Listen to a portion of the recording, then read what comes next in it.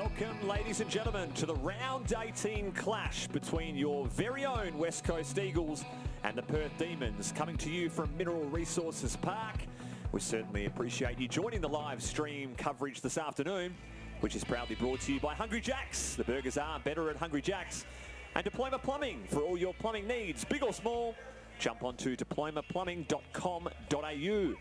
My name's Steve Thumper Bandy, and today it's an absolute pleasure to be joined by a first-timer in the Eagles Waffle Stream telecast, 2018 Premiership defender, West Coast Life member, and long-time sparring partner, Will Schofield. Welcome to the booth. And as we're looking at our screen at the moment, Will Schofield, this is a bit of the vision from the Perth Legends against the West Coast Eagles Owls, the lifelong West Coast players.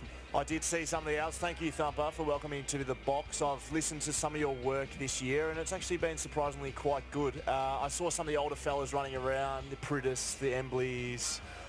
Look, Pritter looked like he could play in our midfield next round, so that's a bit troubling for mine. But it was good to see the boys run around, and excited to see some of the younger crop against Perth this week. Sampi, Kerr, Wirrapunda, Braun was out there as well. Oh, Brawny, no doubt Brawny was trying way too hard. That's what he usually does. He probably thought it was 06 again.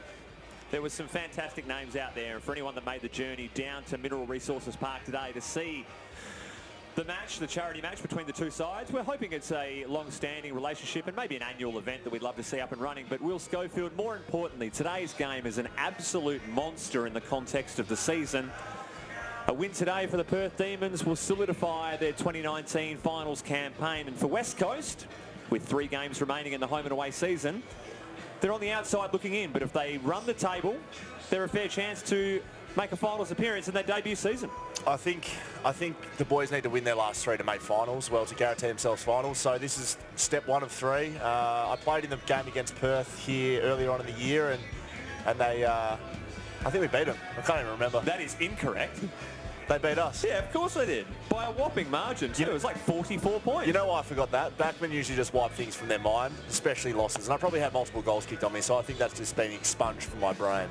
West Coast have got East Fremantle and East Perth on the horizon, so a win today could really set them up for a major tilt towards September action. Perfect day for footy out here, Thumper. It's not a breath of wind. It's a little bit crisp. It's not too hot, but it is sunny. So you'd probably be struggling out there with a little bit of lack of sunscreen, but I think the boys will be excited to get out there today and show off their skills. Well, both sides, as a matter of fact, are coming off 2-game losing streaks. So West Coast going down to reigning premiers Subiaco, and then just last week, a brutal 4-point loss at the hands of Swan Districts. What were your impressions watching that game, Will? Yeah, we were lucky enough to tune into the Facebook stream over in Melbourne. It was the day before our game over in Melbourne, and it was disappointing to see the boys go down. In a game they could have won. We hit the lead with probably 5 minutes to go, and credit where credit's due. Swan Districts were able to kick a goal and hold on there in the end. So I think the boys will certainly be looking to make amends in that side of the game, that mental aspect that requires them to dig in a little deeper when the game's on the line. Talk to me about how much different it is, Will, when you've got both sides from the Waffle team and the seniors for the West Coast Eagles, both competing in finals type competition. So if you have one out, it obviously means about 10 to 15 players are kind of exempt from making that team, and they're training for the sake of training and supporting the A grade. What's the atmosphere and feeling around the club like when both sides are in that final race? Well, that's why it's a particularly important game for these boys today, because I think it really just gives everyone at the club still a sniff to play finals. And yes, there's opportunities. Sometimes it does happen. Both teams won't make finals, but we really pride ourselves as a footy club as being a successful one. So we haven't come into this Waffle season thinking, we're just going to get a couple of wins and be the easy beats. We've certainly taken up to a lot of teams, and from your question, I think it's really important that these guys are playing every week. It enables training to run a lot smoother, and it really puts that pressure still on the senior side, which is so important coming into finals.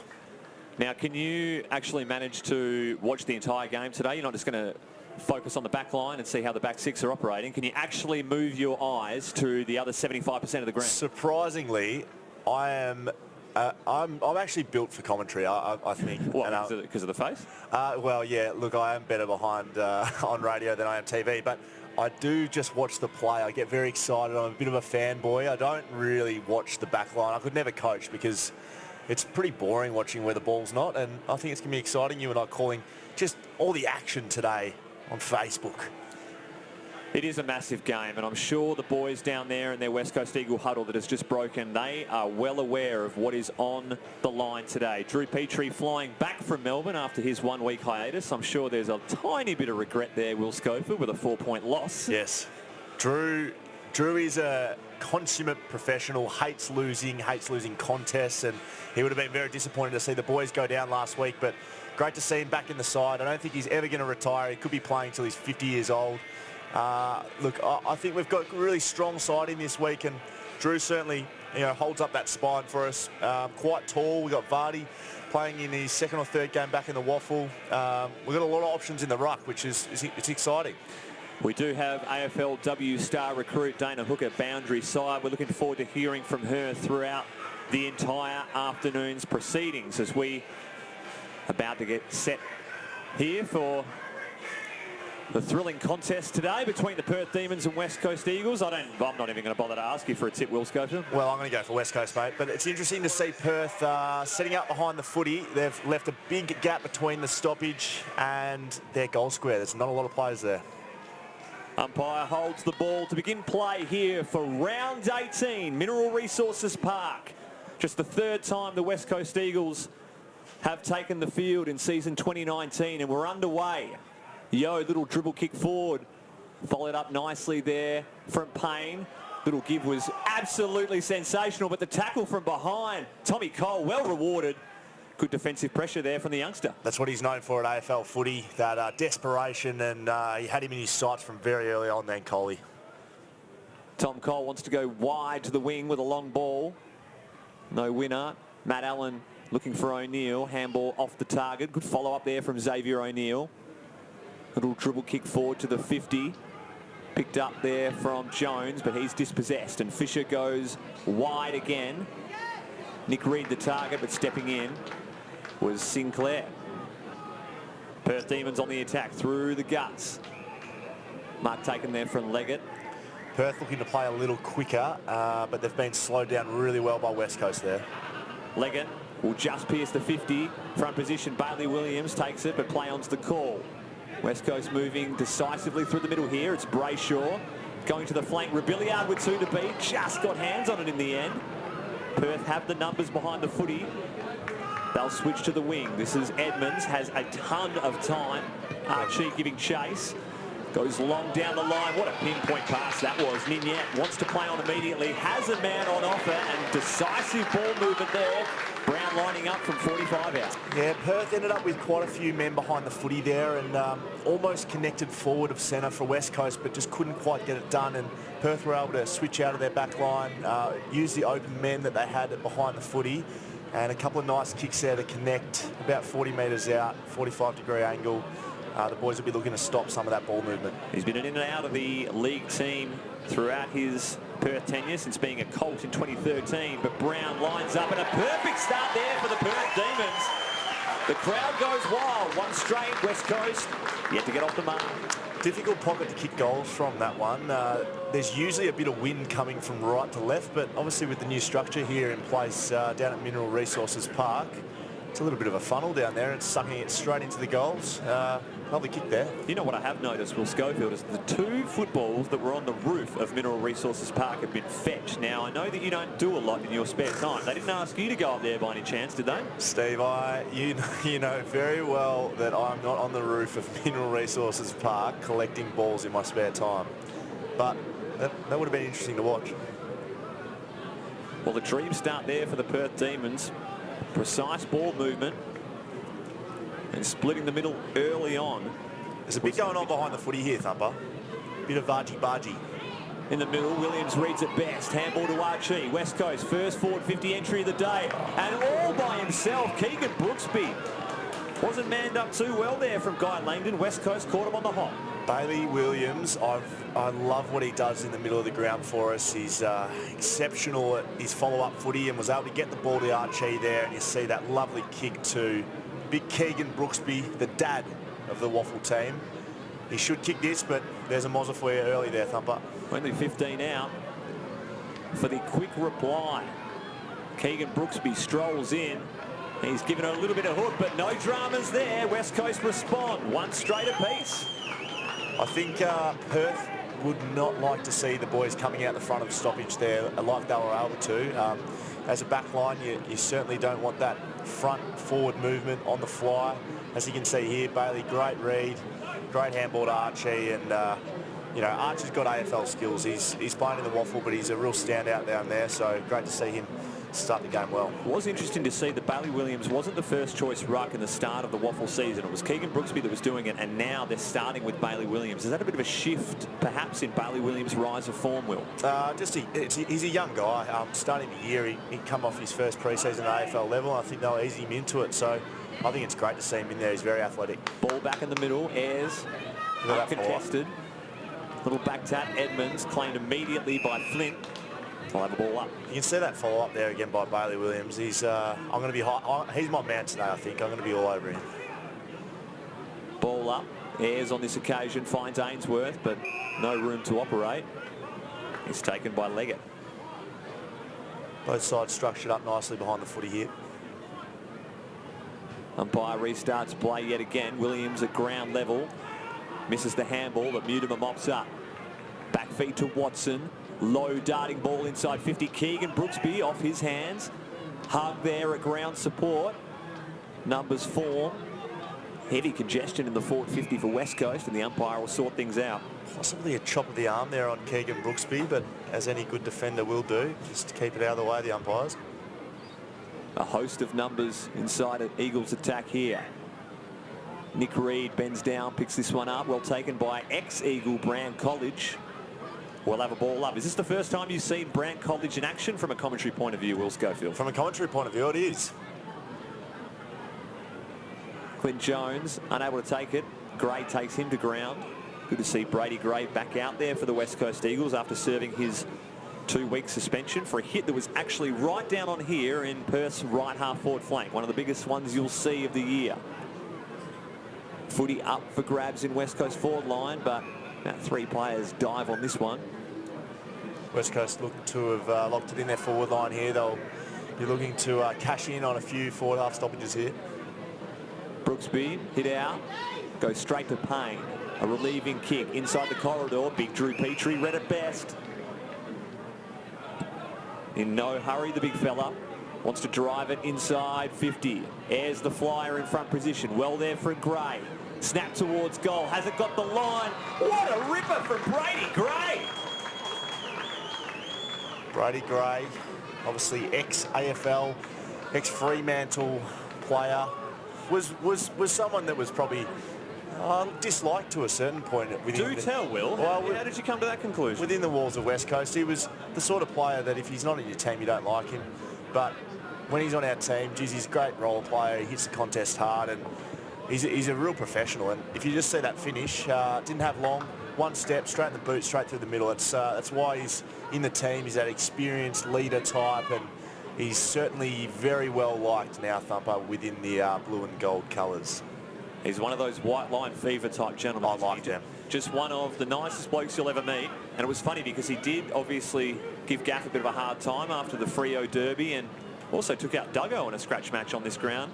He had a few enemies, but he's cleared that up, and we love him now. Couldn't agree more. The umpire restarts play. Brooksby in best position, looking for Matty Allen. He's claimed immediately. Brown.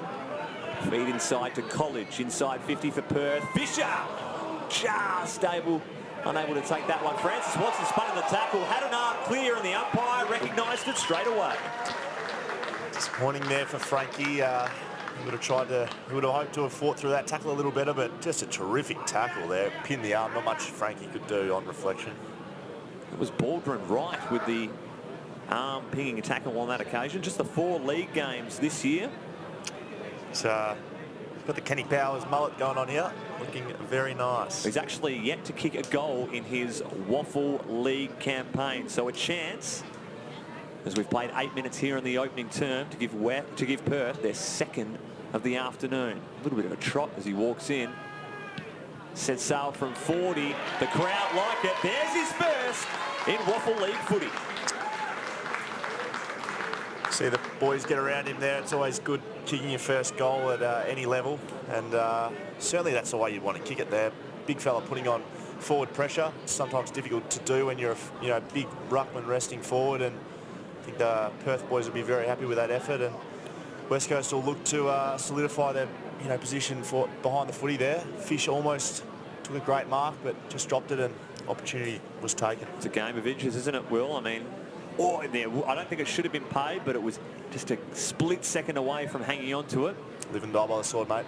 Perth 2 goals straight from their set shots this afternoon, making the most of their opportunities. Umpire doesn't recall that bounce. Flint on the left gets it forward to Tad. Brand's handball, bit of a shank, but Giblet's able to recover. Misses Edmonds by a fair margin, and the ball goes out of play. West Coast will be looking to dial up the pressure a little bit. Some little bit of uncontested stuff here from Perth. You're not liking what you see so far, Will? Is that what you're saying? I'm just saying we'd like to dial up the pressure a little bit, Steve. Throw in Ayres v Brooksby. College on his own. You don't want that too many times around stoppages today.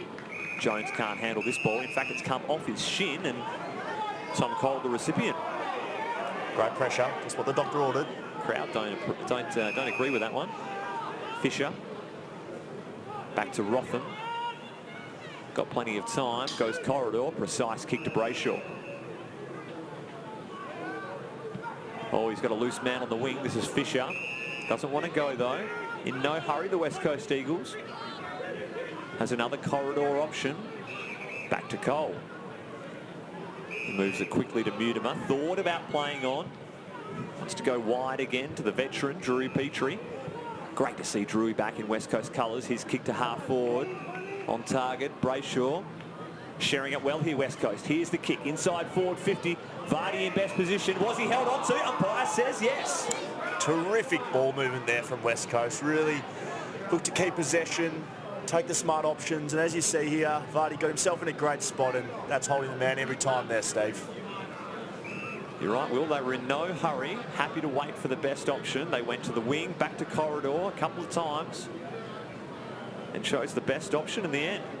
Still had the one-on-one forward of the footy as well, which was pleasing. You don't want to be bombing long to numbers there, and let's hope Nathan kicks long and strong. Big Vards comes in straight over the goal umpire's hat. West Coast draw level. In fact, scoreboard says we're 3 straight to 2 straight from the Perth Demons. I thought you might have been keeping score up here, Thumper, but we are 3 goals to 2, mate. That's 3 in a row for the West Coast Eagles. Vardy always a very, very straight kick of the footy and didn't let us down there. No blemishes on the scorecard. 5 straight from both teams combined. Wearing the number 16 there, Nathan Vardy, worn by Eagles great Eric McKenzie. Did you forget about that one, Thumper? No, of course not. I'm flat. He fell agonisingly short from life membership, Eric McKenzie. What was it, 147 games? Perhaps his employment at the footy club might get him over the line. I'd love to see that. It would be good. When are they giving you yours? Whew, any day now, I feel. Vardy against Baldwin Wright wins on this occasion. Good tackle there from O'Neill. He locks things up. Corey Yeo, brother of course, Elliot. You had much to do with him? No, but Yeo was talking about him in the change rooms today. Apparently quite good on the lip out there. That doesn't surprise me, being of Yeo relation. Jones has run down brilliantly there. His scrubber kick puts West Coast in the box seat here. Numbers favour West Coast. Nick Reed on his favoured left. Has he hooked it too far? He has! One of his easier attempts for the year. He's such a prolific goal kicker, and he's hooked it too far. You know what caused that, Thumper? You know what caused that? Pressure. And we've got Dana Hooker on the boundary. What do you got for us down there, Dana? Yeah, thanks, Thumper. Just been watching the forward line structures of the Perth Demons and had some insights prior to the game about number 3, Cody Ninnette. They call him the little ninja out of his camp, and they say he's one of the most dangerous small forwards in the game. So I've been keeping a close eye on his movements, and he was the one that set up that first goal for Perth. So I think West Coast will need to pay a bit of attention to them if they're getting it forward of centre a little bit more. Other than that, I'd be interested to get Will Schofield's thoughts on a few of the other players. And I have heard that Clayton Jones, he absolutely racks them up on the wing for Perth. He's been fairly quiet so far, but his experiences on playing around him and what West Coast thoughts will be in shutting him down. Tom Cole with an 8-metre kick, puts Rotham under the pump, back to Cole. Looks for something corridor. Another 8-metre kick, finds O'Neill. Oh, dear, he's running himself into trouble. And the little ninja picks him up straight away. A chance here for Corey Yeo, but he shanked the absolute pants off of that one. West Coast on the attack through Bubba Rainsworth. If he picks it up, he does. He's got Leggett on his heels. Puts Curnow under the pump, releases immediately. Off the ground goes Hamish Brayshaw, but some untidy footy there from both sides. Mark to Jones. Clinton Jones, the man you're talking about there, Dana. He does like to rack it up down there. He's a left footer.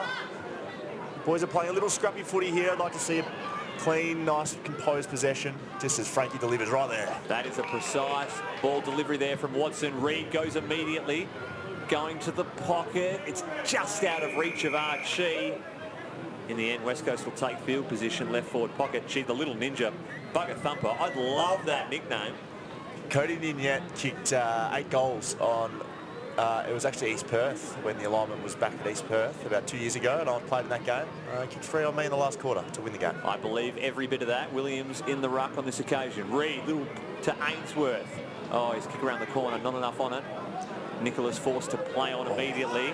His kick fortuitous there for Perth Demons, but the handball's astray. Big Harry Edwards has taken the ground. And that's almost a win for West Coast. Great to see Harry Edwards back out on the ground. He missed a fair patch of time with an injury during the year, and he's got a lot of potential, Big Harry. Good lead there from Vardy. Umpire says Baldwin right infringed, and Nathan will take the kick. Wants to go immediately to the pocket.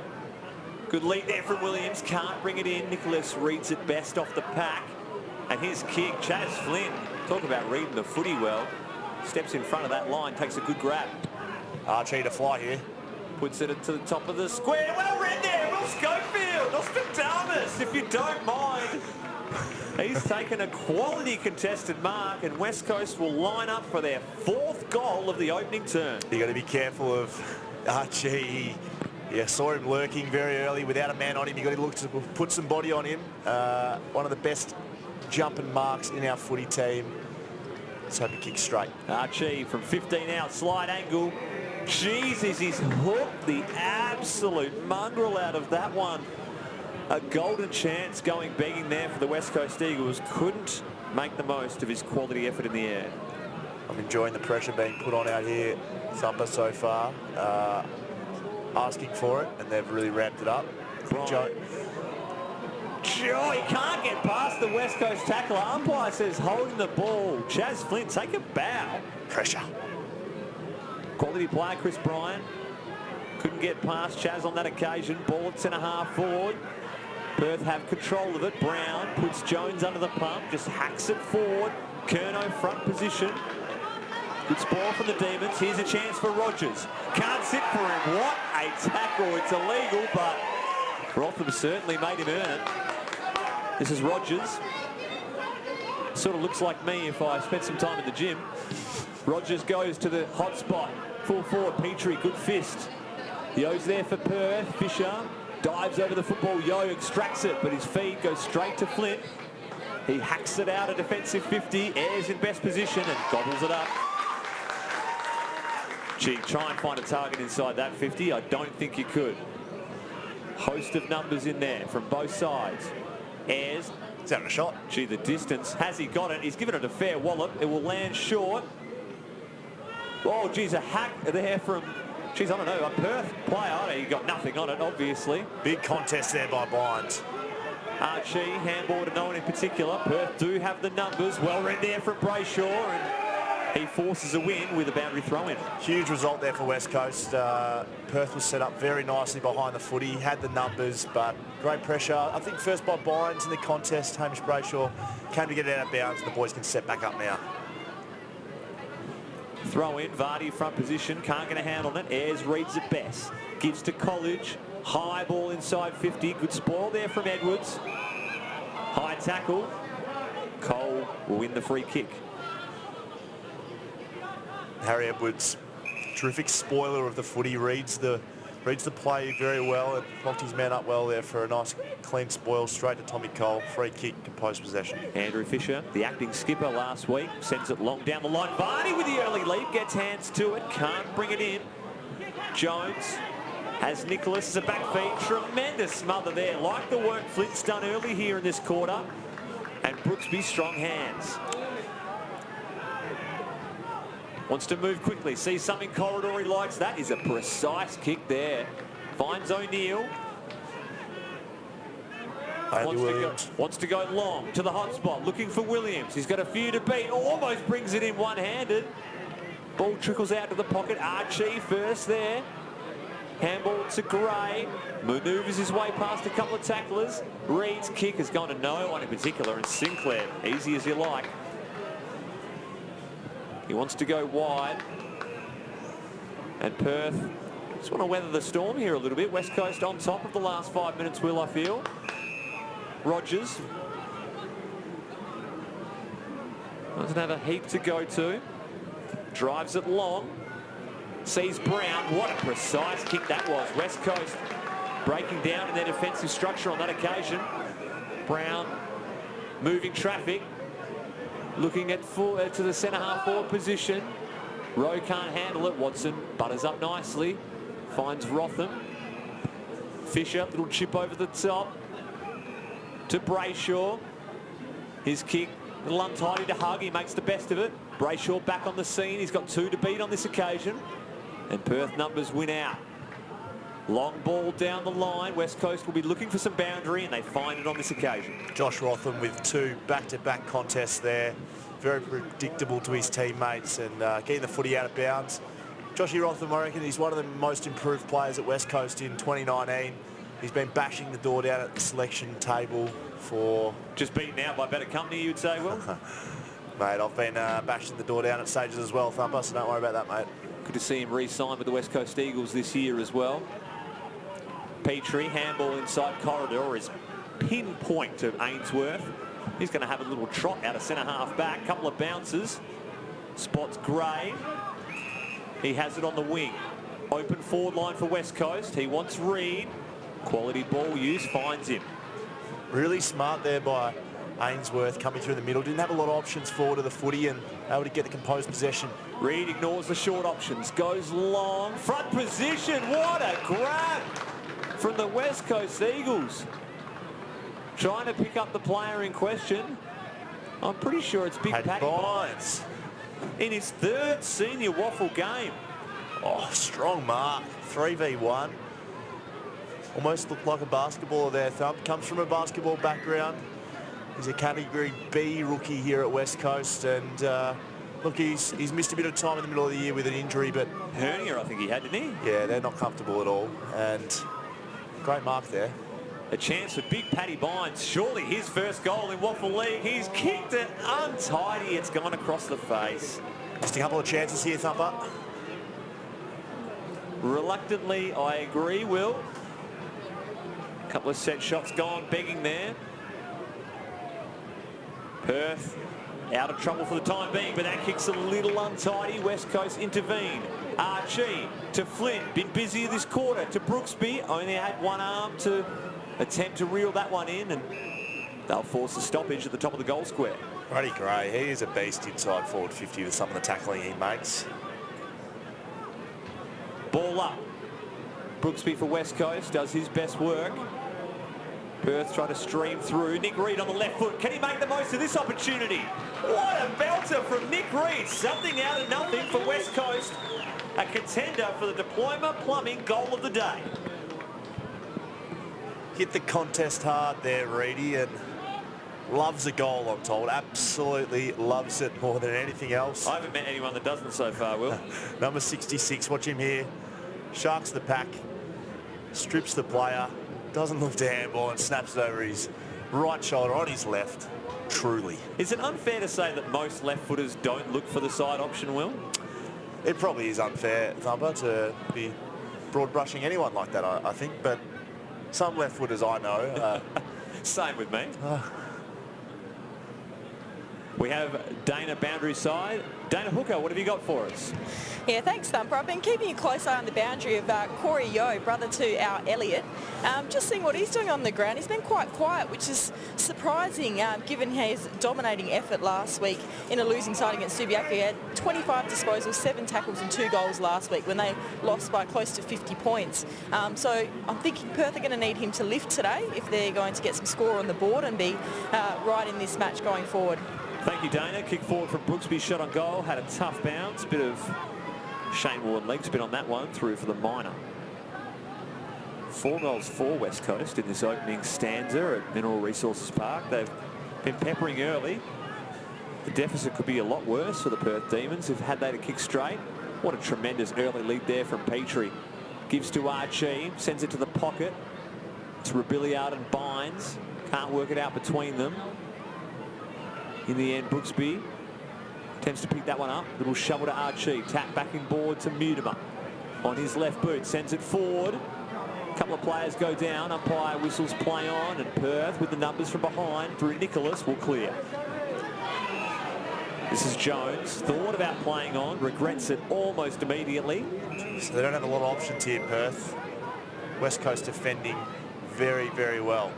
Caniglio. Oh, gee, that's a dangerous ball. Hooks it viciously, but Yeo makes it work. Has to be hold ball. Can't get Boots the ball on that occasion. Good pick up there from Baldwin Wright. Little inside feed to Jones. They're away here, but this is the only option between he and the goal. Drew Petrie needs nerves of steel on the left boot. That is gorgeous, Drew. To Flynn. Is that dealt with behind play? I think Francis Watson, the player, the down, but he didn't have anything to do with kicking that ball, Will. So, not sure what happened there, Thumper. I was watching the footy. Poor discipline there from Perth. Gray sets it long, binds the flyer, as to his Brooksby.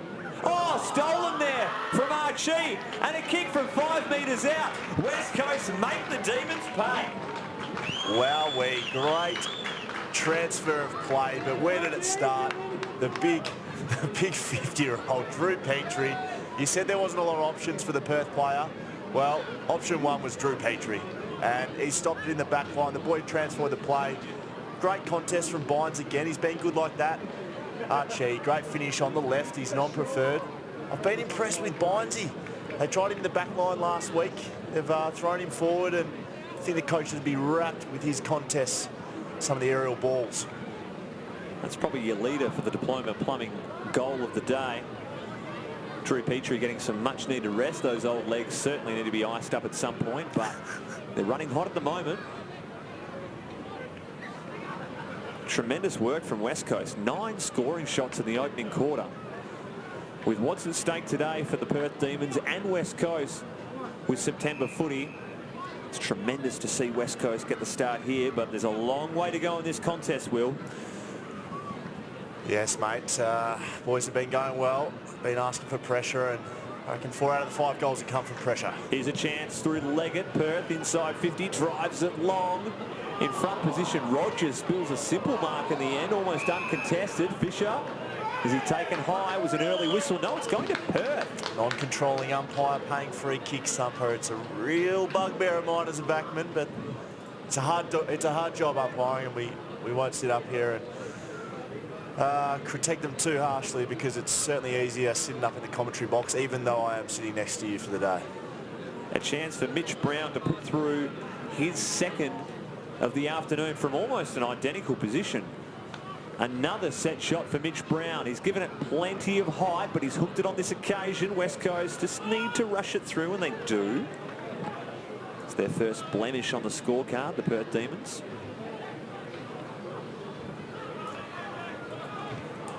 A quality 21-point lead at this occasion. Rotham goes long, looking for Williams. The spoil inside favours the Demons. Brown, what a tremendous ball use that was on the left foot to find Cody Leggett. Not much West Coast could do from a defensive point of view on that one. He was looking for his player, but I think there was a tiny bit of luck involved with that kick, but sometimes footy's like that. Luck favours, the footy gods usually look after the lucky, so not sure that's a saying, but I'm going to go with it anyway. Averaging 23 disposals on the year, Cody Leggett, and this one is inaccurate. Just the right of the stick, and another behind for the Perth Demons. We got any wind out there, Thumper? Well, I'm in the same box as you, Will, so I don't understand how I can possibly work that out. Thought you might have prepared a little better than I did. Gee, that's an untidy bit of ball use from West Coast. Goes out of play. A chance in the dying stages of quarter time for Perth. Sends a long ball to the pocket. Fair few flyers in this contest. Good tackle there from Fisher. Curnow tries to burrow his way through, and the siren wins out here at Mineral Resources Park. A quality first term as far as the West Coast Eagles are concerned.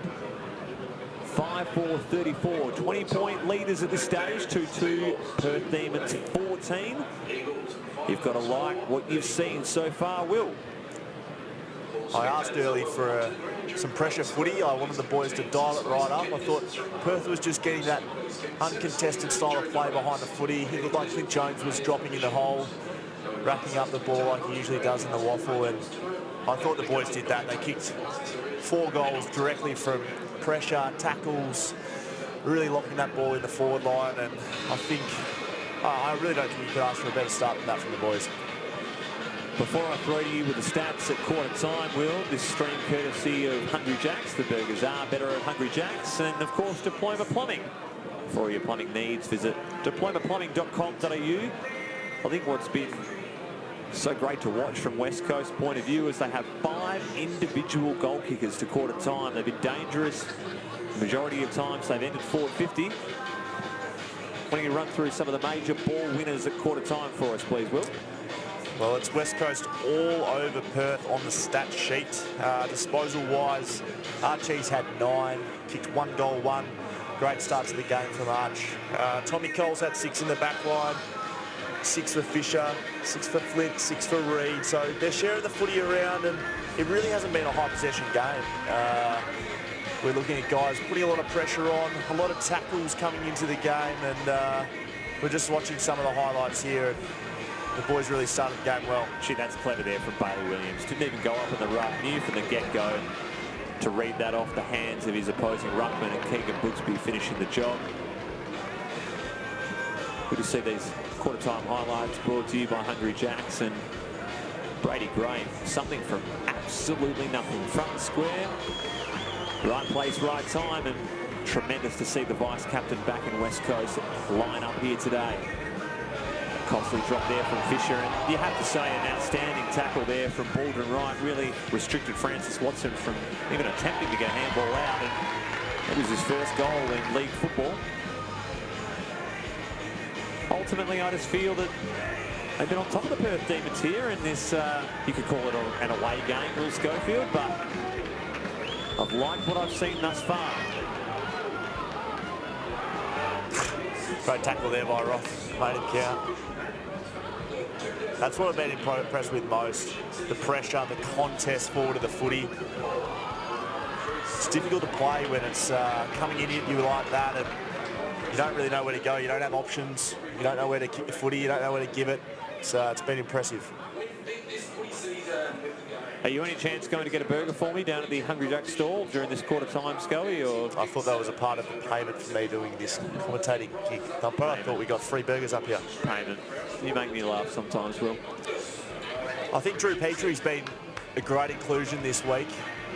Probably sorely missed last week against the Swan Districts, but he's had 2 or 3 really important contests in our back half that have resulted in goals down the other end. So I'm going to really be pumping up the backman as I go today. I do have a soft spot for the backman and not really a spot for anyone else. Shocked me. Was there any discussion that Drew would play anywhere else when he was asked to come down and be a key position? Because I know that he was asked to come back down because we were short of tall bodies. Wouldn't it make sense for the 338 gamer to go forward? Talk to me about how that conversation transpired. Well, and he's an All-Australian at centre-half forward as well. So if you've played centre-half forward and been All-Australian, best in the country, you'd think that that'd be a natural progression. But Drew's actually really enjoyed the challenge of playing back. He said he hadn't really in his whole career had the opportunity to do it. North Melbourne probably played him as that loose in defence for a little bit towards the back end of his career, but playing that lockdown key defensive position, it's really given him opportunities to, I guess, find out things about himself that he possibly didn't know through his 338 games as an AFL player, which look, I'm not surprised, to be honest, because if you spend all that time in the forward line, sometimes it's a little bit easy to forget how hard it is in the back line, and geez, he's doing a good job down there, but it's not easy down there, Thumper. It's a bloody hard job. This is interesting to see here, Will Schofield. So we've got development coach Gavin Bell really commanding this huddle on this occasion. How often does Gavin Bell take control of these huddles or give quarter-time messages ahead of some of the other senior coaches, I guess, of the West Coast Eagles Waffle team? I think with the West Coast Eagles Waffle coming in this year, the coaching department at West Coast has really taken that as an opportunity to develop our coaches and our support staff around that. So I think throughout the year we've rotated different roles, different lines, different head coaches. We've really looked to share the load a little bit because as much as it helps develop our players, playing together and playing the way we want to play as an AFL team, it helps our coaches being able to coach the way that we want to coach. And it's very difficult to actually get opportunities at head coaching level. And with our own team, we can chop and change a little bit. And I think that's why you find Big Gav Bell down there changing the magnets. He's certainly been here since as long as I've been here, 2008. So you've been here that long? Yeah. So why your hair so grey? Just figure that's the reason why this club has righted the ship and gone to premiership land.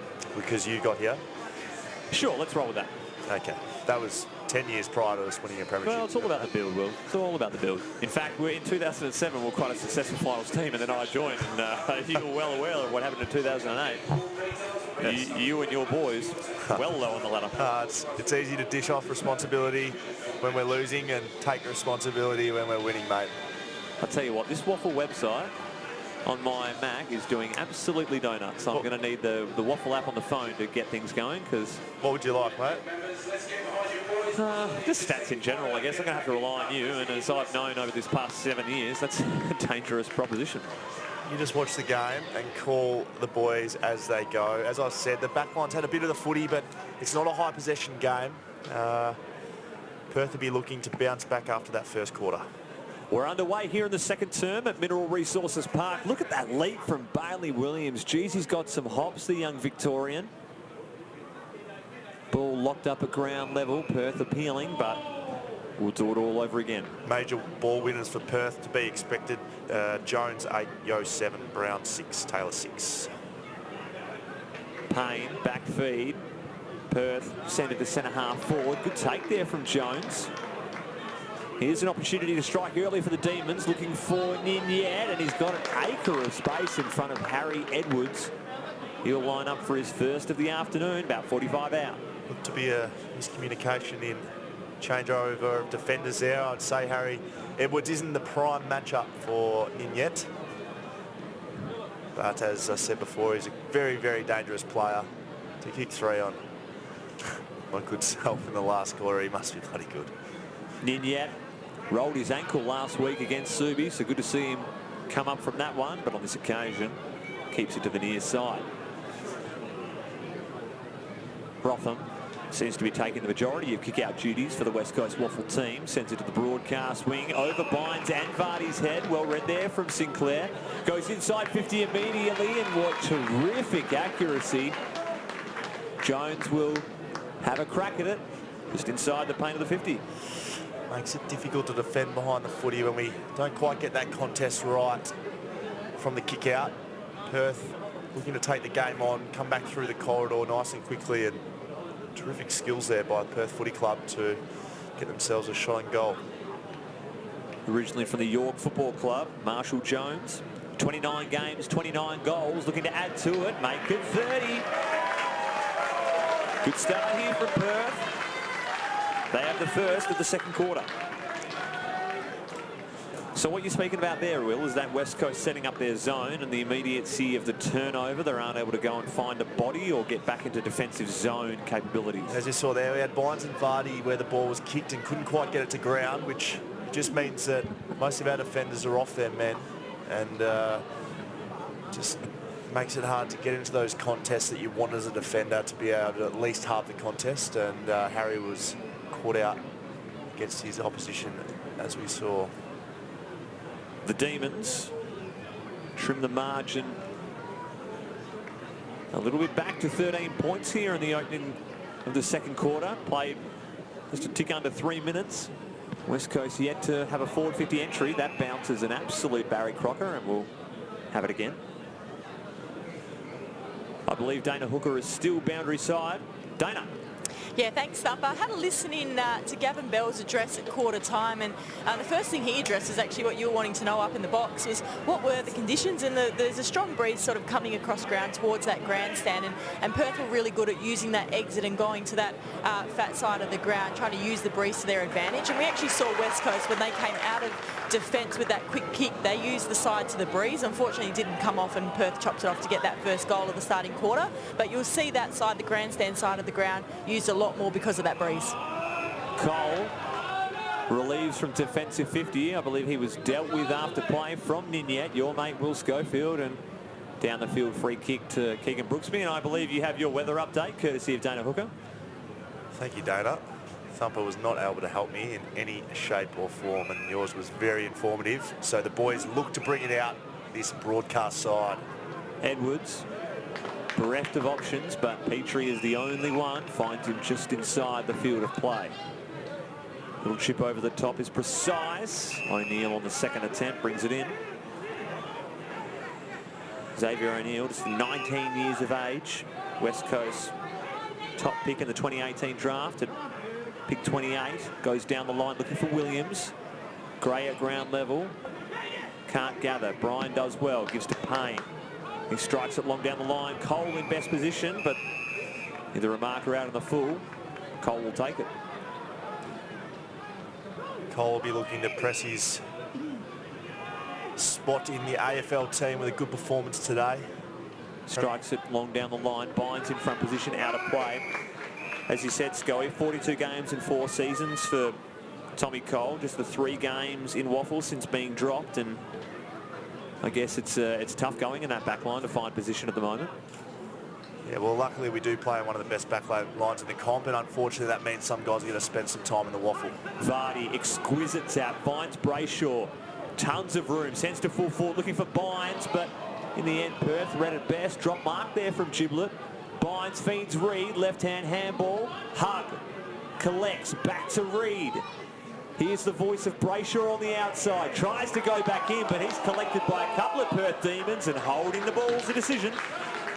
Not a lot of pride there, Thumper, but that's okay. Take the good with the bad. Sinclair, short little chip, finds Jones. Marshall Jones, little dab over the top. Good spoil there from Mutimer. Keeps it out of Taylor's reach, and West Coast will reset. The boys have started this second quarter, although Perth had a couple of scoring shots early. They're defending behind the footy very well. So they were slowed down there again with not a lot of options and forced them to go short and wide and boundary throw in. Vardy. Gee, the tap was well read there from Ayres, and good sharing from Perth. Sent forward from Payne. Watson, quality spoil. Curnow collects at ground level. Brayshaw taps almost to Clinton Jones. Turnover, chance for Perth. They go inside forward 50. Good take there from Jones. He sets sail for home. Open goal square. How's the bounce? Oh, it's Tommy Cole. He's collected himself jackass style with the goalpost, but saved a certain goal. Terrific defensive work. Seen a couple of desperate acts from Tommy Cole. How did he get to that? Oh, wow. That's incredible by Tommy Cole. We saw him run someone down right at the start of the game, and he's been able to chase the footy down and stop a certain goal for the Perth Footy Club. Robiliard has it. Kicks as long as those legs can muster. Ainsworth takes it just inside the field of play. The Perth crowd disagrees. Chip inboard to Watson. He goes off the mark, looking for Gray. Does well to get a hand on it in the end. Jones, been busy early in this term. Reed's jumped on that. Could be holding the ball. Just seems how the umpire deciphers it. Just a ball up on this occasion. Crowd starting to get a little more antsy. It is, of course, Perth's home game, despite being played here at West Coast home of Mineral Resources Park. Local derby, you could almost say, Scully. Yes, it's starting to get like that, Thumper. Bit of volleyball from a couple of players there. Rotham says enough of that. Spirals one to right half forward. Bynes does well to even get A fist on that. Brayshaw reads it best. He's got one target inside forward 50. It's Brooksby. Goes through his hands. Bryant. A couple of North Beach players in Reed and Bryant attacking the footy on that occasion. Gee, that gets me excited, Will Schofield. Why does that get you excited, Steve? Well, when you're a long-standing club legend, I guess seeing a couple of North Beach faithful at Waffle level, you feel like you've transferred a bit of knowledge and attributes to the two players. Tremendous tackle there from Sinclair. Archie not going anywhere. No free kick given, but the Demons have possession. Jones to the wing. West Coast with numbers. Watson can't handle it. Ninyet blind handball forward. Collected by Watson. His left foot kick up in the air. Brainsworth read it tremendously. Archie, little give inside. Brayshaw from outside 50. Sets sail for home. It's hit the woodwork. That was exquisite ball movement there from West Coast on the counter. Didn't know Hamish Brayshaw had it in him for distance, but he had it easily in the end. Bryant's kick's a bit untidy, and West Coast will get another opportunity. Some in-out ins now starting to happen. Munich a chip over the top to Gray. Free kick is given. And this would take one of his better efforts. No, he won't be kicking this goal. Brady's strong suit is his pressure, his hard work, his tenacity, not so much his long kicking a goal, but I'm here to be made look silly, Thumper, so please kick it. He's going to strike it from outside 50 from quite a tight angle. Brady Gray gives Gets it a lot of it. He's hooked the absolute bejesus out of it. He got quite a bit of that. He could have made me look the fool. I'm happy to be made look the fool when I start saying things like that, though. Just the two behind for West Coast in this second term. Perth, 1 goal 2. Short kick to the safety from Brian, who seems to be playing a defensive role throughout the start of this contest. Sinclair drives it long down the wing. Vardy, the only one that flew in the end. Couldn't take it. Fisher back to Rotham. Good little evasive work there from Josh Rotham. And a quality collect there from Mutimer. West Coast sharing the ball with absolute style. Ainsworth runs into a bit of trouble. Watson goes to ground at the worst possible time. Rogers, kick to Rowe, goes over his head. Quality turn there from Tom Cole. Looks composed at this level, does Tom Cole. Mutimer Goes bang. gets out his 9-iron, sends it to centre half forward. Vardy in back binds in front position, goes through his mitts. Almost could have gobbled that up, Paddy Bynes. Tom Cole has done some things today that shows why he's a premiership AFL player. Always clean, one-touch player, gets out of trouble with ease. Ayres v Brooksby. Ayres the second effort. Work there on Brady Gray, bounces off the tackle. Here's the voice of Brayshaw. Goes wide to Flint. West Coast retreating in territory.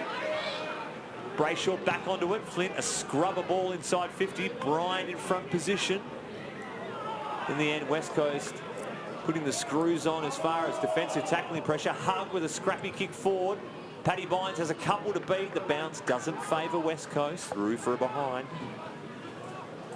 3 behinds in this quarter. Still holding a 15-point lead, Steve. Oh, I'm glad your math is on point today, Will.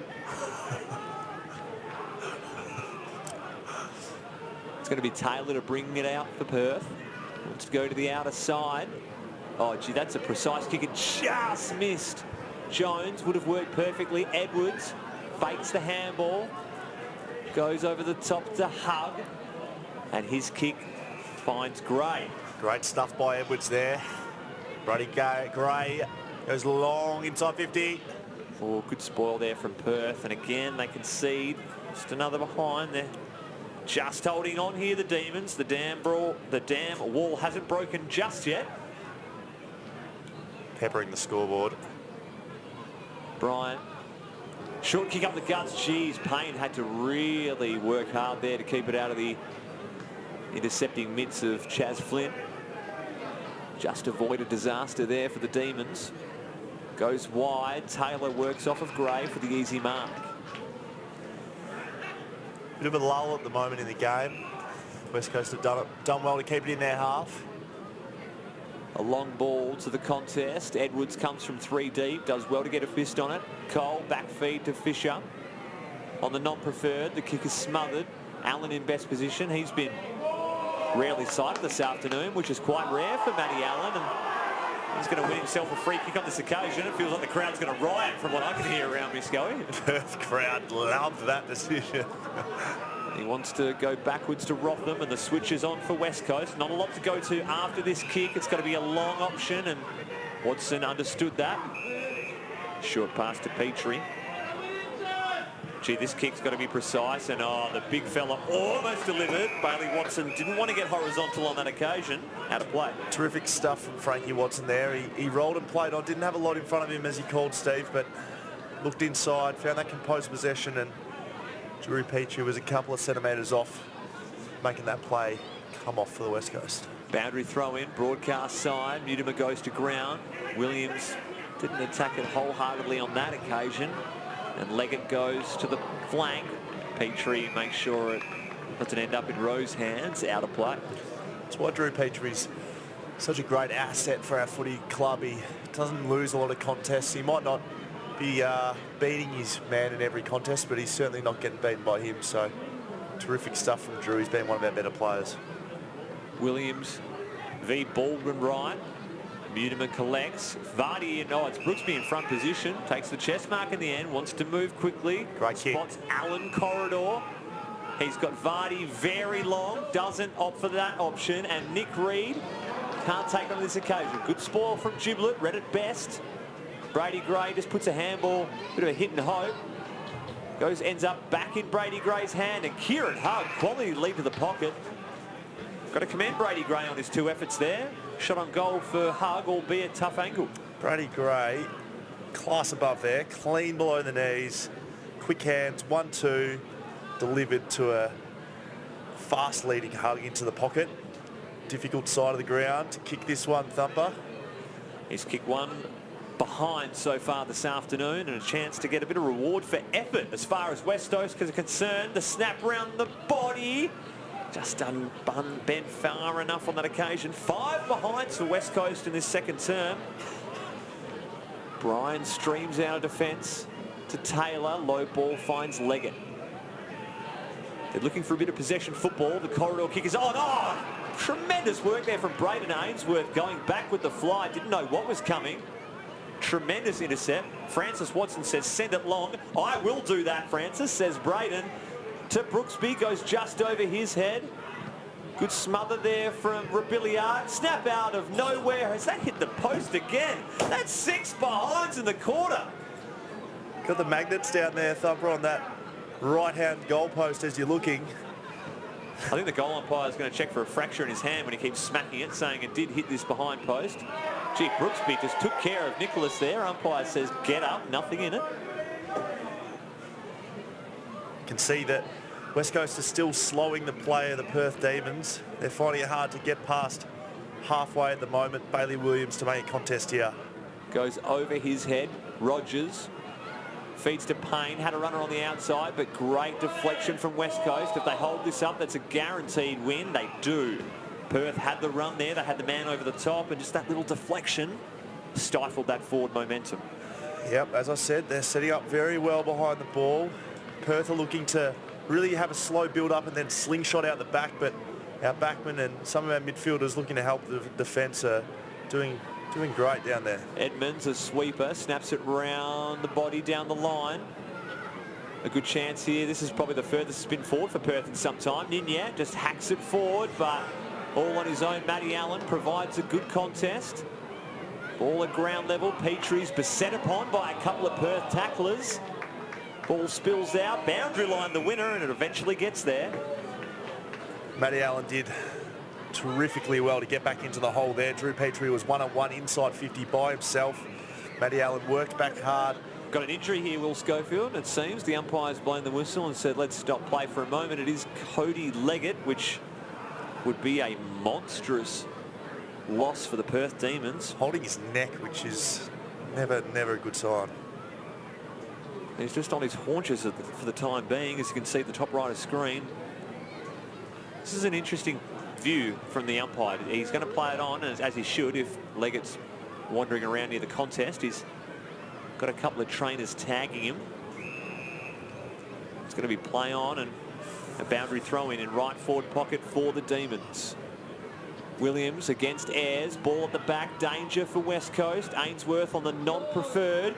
His clearing kick goes straight to Bryant, but West Coast just get a hand in. O'Neill's claim just gets the handball out.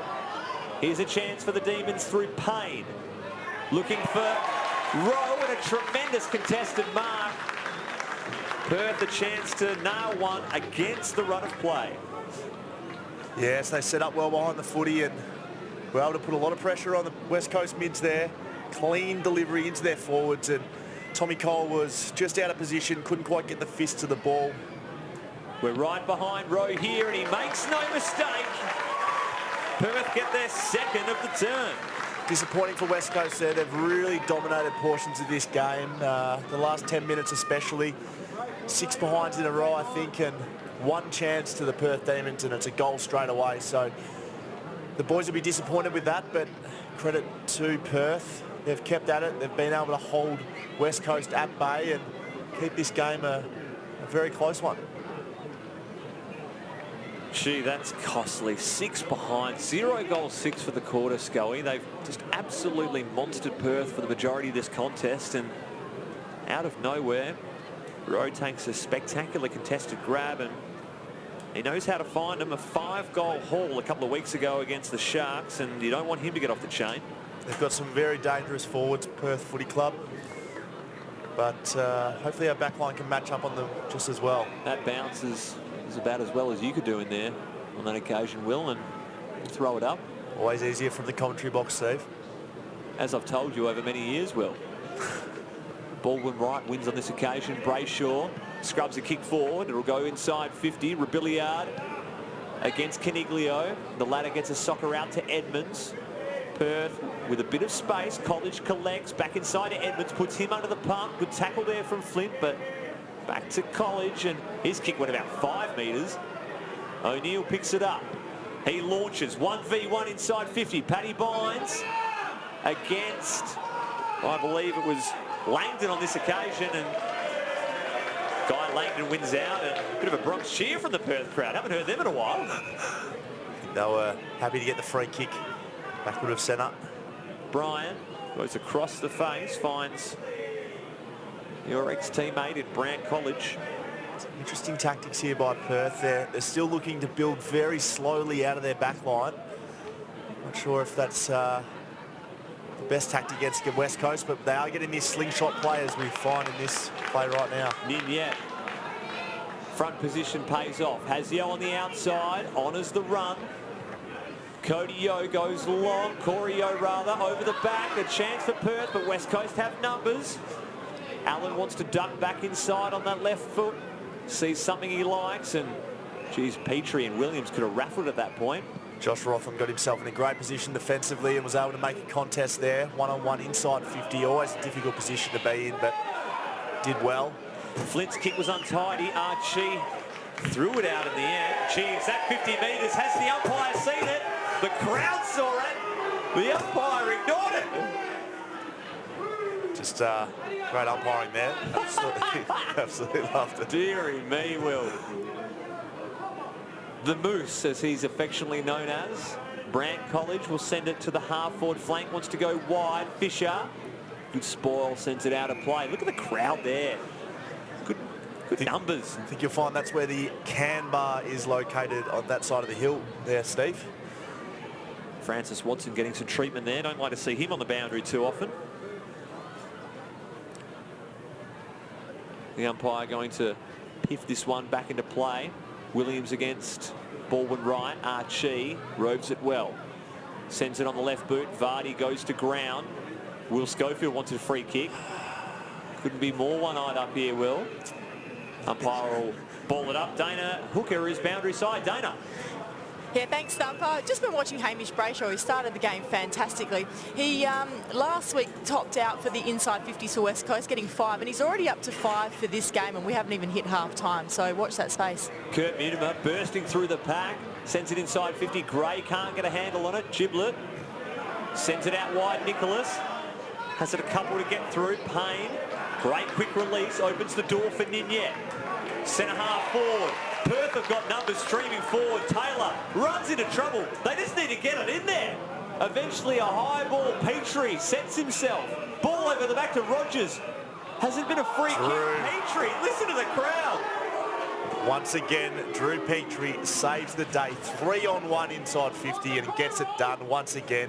He just gets himself in great position and then uses his experience to win the contest. 12-point lead for the West Coast Eagles. We played 23 minutes here at Mineral Resources Park. This stream courtesy, of course, of Hungry Jacks and Diploma Plumbing. Fantastic to give fans the insight as to what's happening at the lower level here in the waffle competition. Williams flies, hug, collects, but he's drilled to the turf by Baldwin Wright. We'll have another ball up. I'm going to start taking a tally of how many goals Drew Petrie directly stops and then causes us to score afterwards. That's good. It would be nice if you did something up in this box, so all the power to you, Will. Allen, the recipient of the high free kick, goes short to Mutimer. Was looking corridor, but thought better of it. Back treat to Rotham. West Coast happy to play keepy off for the time being. Edwards kicks a genuine shank, but makes the old fella Petrie work hard. Jeez, he made a meal of it in the end. It looked a bit uncomfortable. There was no prior, but had an arm free. Stop pumping people up here in the box, Will. Is that 50? The crowd want it, but...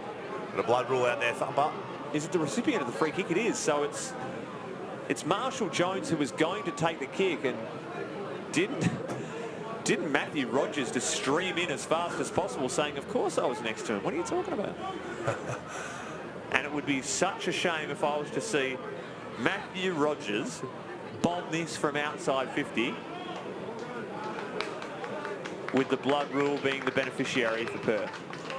We've got our smallest man on the field, on the mark. He kicked a couple of goals against Subi last week. He's going to set it up to the hot spot on this occasion. Ninyet flies with no competition. Can't believe he didn't drag that one in the end. West Coast get out of jail. Certainly under pressure, West Coast. Ball up, little soccer. The top of the square is interfered with for West Coast. Fisher puts his head over it, battling with Rowe, and in the end they're able to tunnel it just outside the left behind post. West Coast need to hang on here. They have the ascendancy, a 12-point lead, courtesy of Hungry Jacks, and your scoreboard there. Late in the second half, really need to hold strong here and stop Perth kicking a goal. Vardy does battle with Ayres. Well read there from Brown. He's claimed immediately by a couple of Eagles holding the ball. That was pretty hot. Went for the fend off, Thumper. It's prior opportunity. Have a read of the rule book, mate. Tommy Cole. Little switch finds Edwards. It'll be interesting to see what West Coast tactics are here in the shadows of half-time. He's almost jumped on that, and the umpires read it from the get-go. It's going against Fisher. Perth, a chance. Little feed, they're going to send it to the top of the goal square. Rotham in best position, takes it uncontested. Sloppy work there from the Demons. Needs to be composed with a footy here, Josh, with not a lot of time left. I'm sure the bench would have let him know. Going to go long down the boundary. Brooksby and Bynes, couple of tall targets there from West Coast. Perth, the beneficiary. College, short handball. This is Sinclair. Has a ton of options. Great ball use, but in the end, Edwards getting there for the spoil on Rowe. Big ball to be won here in the right forward pocket. Edwards, great follow-up there, and the ball trickles over the boundary line. That was dangerous stuff there for the West Coast Eagles. They really are just hanging on. A couple of times this quarter, we've kicked long to our talls, who in the first were making a contest. This quarter haven't quite been as predictable as our teammates would have liked them. Vardy takes it himself. That's an attempted torpedo. Doesn't work, but Gray will take it. Little feed to Reed. A chance here for West Coast if they can get it over the top, but in the end, the siren beats them out. A 12-point lead here for the away side. Can you believe the West Coast Eagles against the Perth Demons? Plenty to play for here in round 18's competition as Will Schofield starts burrowing through the natural collection of lollies. How did you see the first half unfolding, Will? Well, it was a tale of two halves, that first half. I thought West Coast were right on top at quarter time. Pressure was great. Got the game played in our half and really converted our opportunities. But the second half was perhaps polar opposites. Perth really took advantage, especially in the second half of that second quarter. Got it in their forward 50, some repeat entries, some repeat shots and goal, and took control of the game there late. But the boys are still 2 goals up, so we are nitpicking a little bit. I think if you had given that to us at the start of the game, we would have been happy. Well, it is going to be half-time here, courtesy of Hungry Jacks and Diploma Plumbing. It's been a tremendous contest thus far, and looking forward to West Coast's response in this second half of play. We're going to hear from some quality half-time interviews, courtesy of Tyson Beattie, the roving reporter, talking to founder of Hungry Jacks, Jack Cowan. Have you had the pleasure of meeting Jack thus far, Will, in your illustrious 11-year career?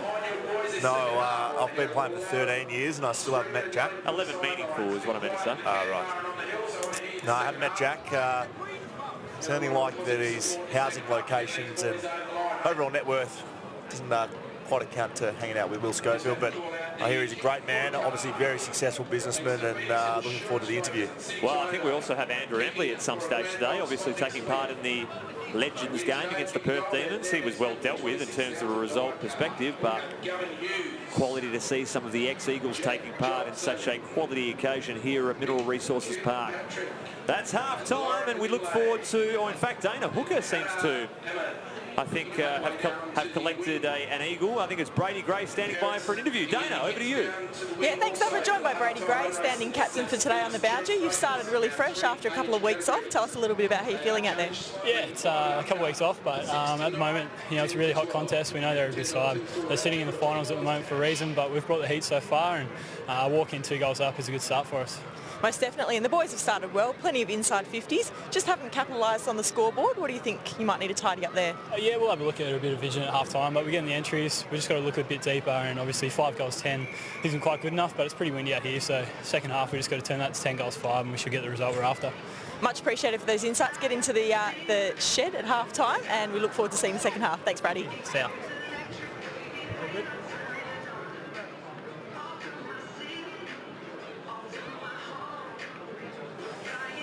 Break there, Will Schofield, as we have a gander at some of the half-time highlights, courtesy of Hungry Jacks.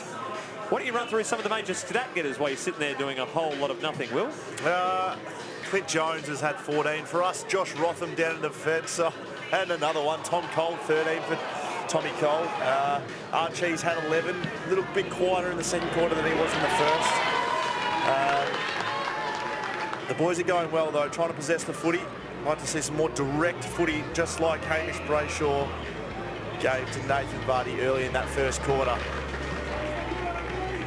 We've had a fan write in saying any danger of some social media at half-time, Will Schofield. You're going to make an appearance. Seems like you had none of it this week. I would love to do some social media. Can we make that happen, Thumper, or not? No, cannot.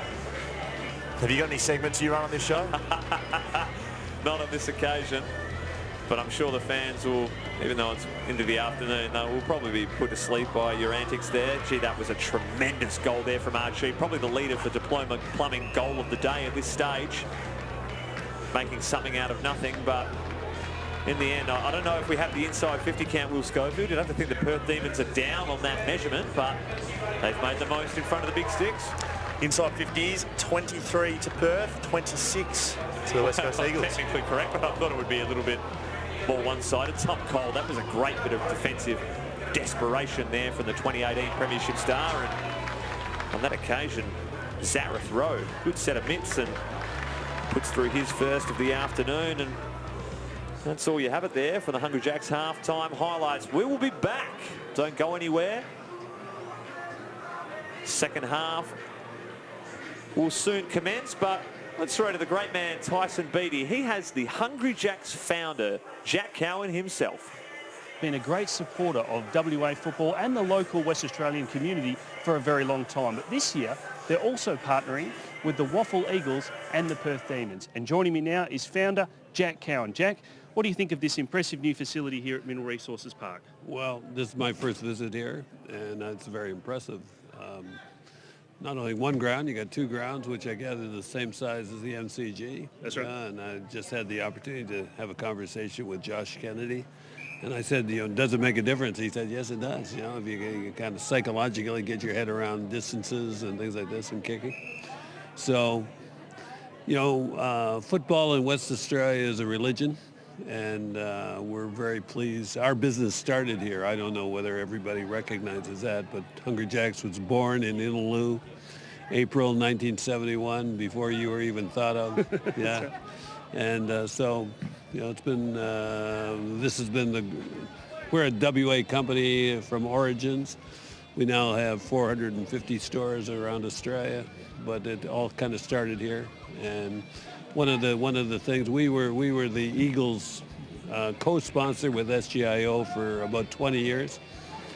Got involved in the late 80s probably, and then through, we had a bit of a holiday part way through and walked away. And I think the staff here in WA initiated that, part of the culture of the company, the banners in the stores and things like this, that when we weren't involved, we were missing something.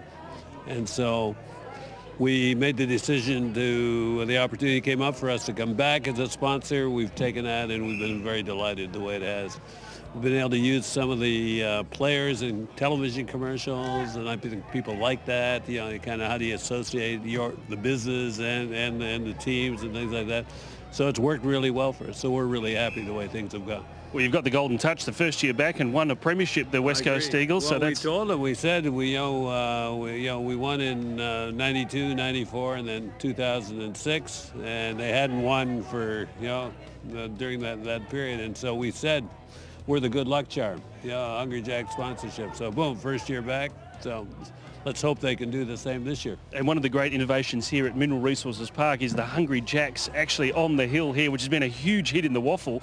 You must love seeing that over there. Well, I haven't been over there. I'm about to. I haven't seen it. I can see it in the distance there, but I'm about to go and have a burger for lunch. Sounds good. And great. The WA community has also been a huge investment by Hungry Jacks over the past 30, 40 years. Your first time back here for a little while, but you must love coming back here. I do. No, we, as I say, we started the business here. I'm originally Canadian, moved here in the late 60s, lived in Perth from 1969 to 1980 when we moved to Sydney, where we live now. But, whether it's a building, whatever it is, the foundations are really important, and the people that built this business really this is where the key players, from a business point of view, where the key players came from, and built it into a national company. So I love coming back here. And you're also supporting the Perth Demons in the WAFL, so you've sort of got a bit of a foot in both camps. Who do you think will win the game today? I'm not sure about that. I'm not close enough to be able to make that call. But it's an extension of the Eagles sponsorship, and I think our people thought that this was a good idea, so I'm glad to be able to support it. Well, Jack, thanks very much for your support. We wish you all the best in the future. Great. Thank you. Great. What? They do wraps? Yeah, Hungry Jack's new chicken wraps with bacon and avocado. Choose succulent tender crisp or flame grilled chicken breast. Try our 100% Aussie chicken breast wraps. Hungry Jack's, now delivering with menu log.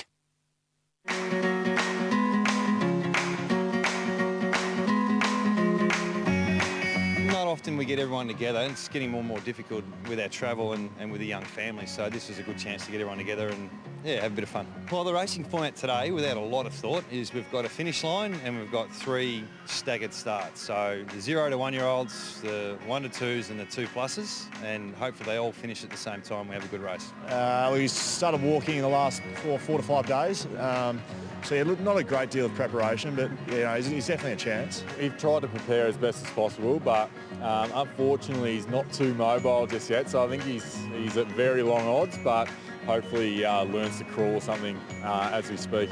Ollie, are you going to win? Yes, I am. What are you wearing?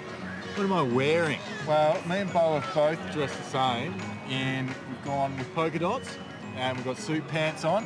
Do you like our bow tie? Because Bo's name, bow tie. Get it? I think that's just texter beard. What do you think? No, it's real beard. Not texter beard, just real beard. I heard it's texter beard. I think he looks the part. Whether he'll get off the starting line, I don't know. He's got a bit of ADD like his dad though. So Elsa, which baby do you think is going to win the race today? Ollie. Yeah. Because he's a cute baby, and also Luke Shaw is my favourite player. Luke Shaw. Are you only saying that because I'm here? What if Josh Kennedy was here? What are you wearing? I'm wearing an Elsa costume. So my two girls, Lottie and this is Sage, and she's dressed up with Elsa and Anna. Do you know Frozen? Yeah. Do you like Frozen? Yeah. Yeah, it's one of my favourite movies as well. Let's get ready to race.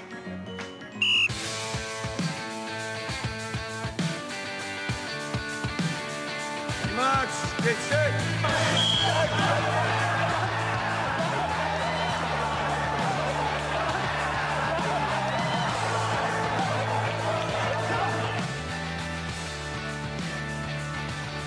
he went okay, better than I thought. He's not a long distance runner. He's only short distance like his old man. He made weight, which was good, but no, he was competitive. Yeah, it just shows how many kids are involved in the club, and it's good to have these things and get all the girlfriends and wives and that together. So, yeah, good day. Who won? Ivy. Yeah, Ivy Coford. Yeah, Our Ivy. strength and conditioning guy. Yeah, his daughter won the race. She was really quick, wasn't she? What was your job today, Elsa? To be the host. The host. How did you go? Did you have fun?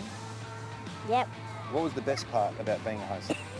That I get to blow the whistle. Okay. You want to say to the camera, this is Elsa Simpson signing off. This is Elsa Simpson signing off.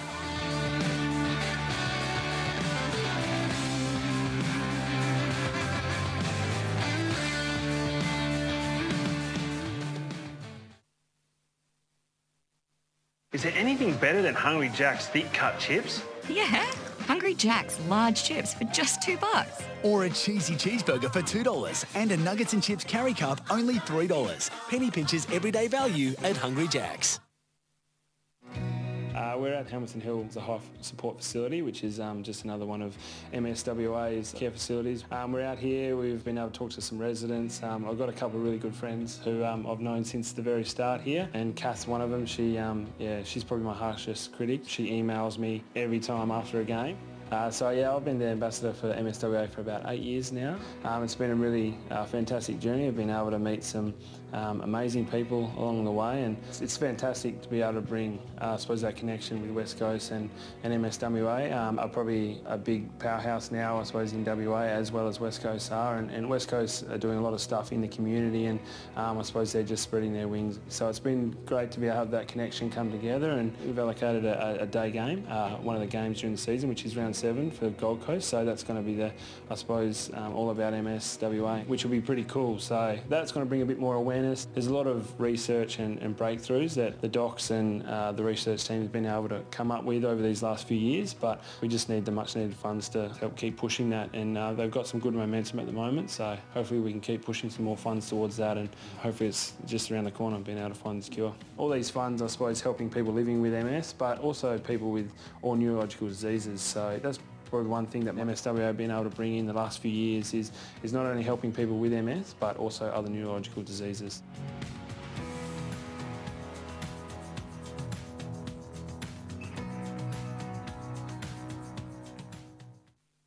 What? They do wraps? Yeah, Hungry Jack's new chicken wraps with bacon and avocado. Choose succulent tender crisp or flame grilled chicken breast. Try our 100% Aussie chicken breast wraps. Hungry Jack's, now delivering with Menulog.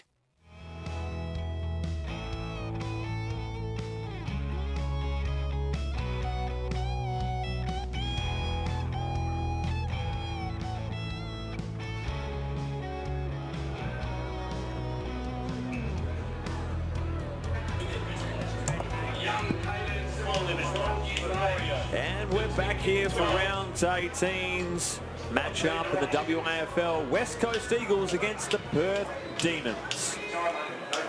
A 12-point lead thus far for the away side, can you believe? Despite being here at their home, Mineral Resources Park, for the West Coast Eagles. Almost a derby, I guess you could say, Will Schofield, at this point in time. Sorry, Steve, I was just... You were doing nothing, is what you were doing. You're outside shin-wagging with... Oh, fun fact. Can I interest you in this one, Will Schofield? So the gentleman who did the interview, Tyson Beattie, with Jack Cowan from Hungry Jacks, actually holds the record for the WA sportsman playing in front of the biggest crowd of all time. WA sportsman. Which was? 120,000, 112,000. He's going to give me a thumbs up in a minute. College football game? Yes, it was, as a punter. Can you believe that one? Of all the legends in WA sport, Tyson Beattie, the American punter from Australia, playing in front of one of the biggest crowds imaginable. How many of the 112 do you think knew his name? Oh, genuine donuts, surely. I've played in front of 95 before, 90. You're short about 20 there, bros. 90 knew my name, though. Well said, in fact. Will Schofield, I think you're going to run through some of the major stat winners courtesy of Hungry Jacks and Diploma Plumbing in halftime of the West Coast Waffle Stream. I did see a few comments last week saying, gee, Thumper's parochial. Well, it is a West Coast Eagles stream, not a WAFL or Perth stream. But we're going to see some of the halftime highlights courtesy of Hungry Jacks on this occasion. And Perth were pretty good out of the gate. They kicked 2-1, and that tackle there from Baldwin Wright. Baldwin Wright's haircut is one of the great highlights of this game. That is a magnificent perm he's rocking there. I assume any kind of hair gets you excited at this point in time. Very good, Steve. Look, a lot of our goals have come from deep entries, and I'd like to see the boys continue to do that in the second half. It's been a relatively even half disposal-wise, 155 to Perth, 158 to West Coast. A reasonable spread of kicks and handballs. A couple more free kicks for the West Coast Eagles. We're on top of them in the marks department. 48 marks, 35 marks to Perth. The real differentials come in the scoring shots. 15 scoring shots to West Coast, 8 to Perth. Yet the score is only 12 the difference. So ideally, you'd like to be leading both of those stats, which we are, but we'd like to have taken a few more opportunities there, Steve. It's rare that you see at half-time not one multiple goal kicker on the ground, but that is the case thus far here at Mineral Resources Park. We got singles to Gray, Vardy, Brooksby, Archie, but he did miss one of the easier shots of the day, and Nick Reed. And for Perth, singles to Brown, Baldwin Wright, Jones, and Rowe. It's a real free-flowing game of footy out there. Not a lot of tackles.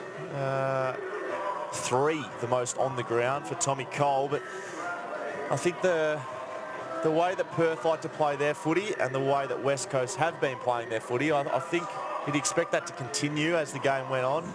How rare is it that you hear a halftime song getting played, Will Schofield? What is happening? Is this the theme song? Absolutely it is. Half-time.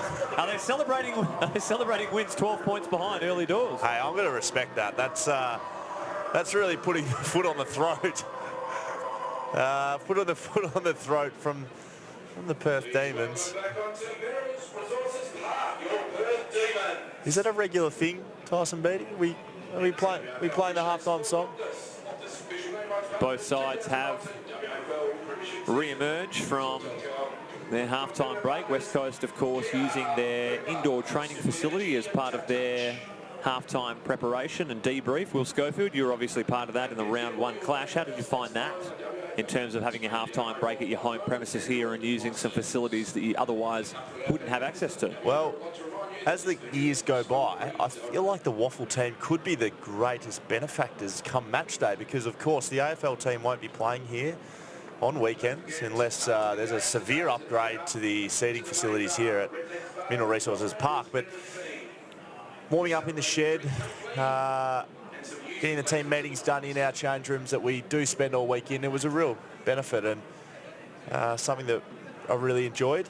And hopefully the boys come out better than we did that day when Perth did us by, like you said, about 30 or 40 points. Teams coming together now into their huddles. I think think there'll be some final words said by the captains inside the huddle. I'd love to see Drew Petrie get up and about and really rattle the cages inside of our huddle, get the boys up and going. But as we know, one of the most modest and mild-mannered men you'll ever meet. So he does have the touch of white line fever, but he's not the sort of ranter and raver that I'd like to see. I did try and spread a rumour last week that Drew Petrie, upon having his 4-game winning streak snapped, vacated back to Melbourne in a bit of a dummy spit, but of course that wasn't true. I believe it was the North Melbourne top 150 players being named. Do you know where Drew came in that? Oh, look, I'm going to throw out 60s, 70s. Is that a totally wild guess from you? Absolutely. Of course, West Coast's very own Ross Glendenning finishing in the top 10. Yep. Which is a tremendous effort when you think about all the superstars that have played in that game. I think the only other player from the modern era was Brent Harvey in that 10, was it? Oh, Wayne Carey was number 1. Yeah, well said. Forgot about the number 1 man there for a minute. You were close though, Steve. Modern era. Is he of the modern era? When do you classify modern era? Well, 90s. You've made that up again. Probably when the AFL started, I would have thought. Yeah, sadly. Again, correct? Yeah, sadly. I'll back you in on that occasion.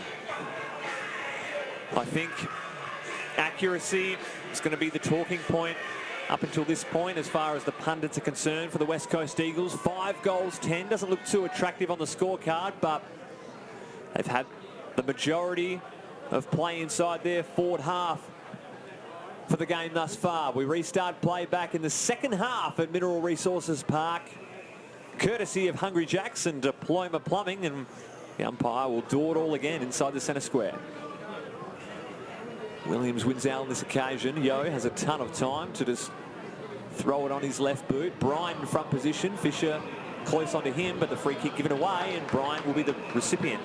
Fun fact, I played a lot of footy with his brother, young Chris Bryan. Throws up before every game at the goalpost in the warm-up. Can you believe? Is that nerves or some sort of weird strategy? It's a question for him to answer, I guess. I would think nerves being the forefront. Edwards just releases the handball to Watson.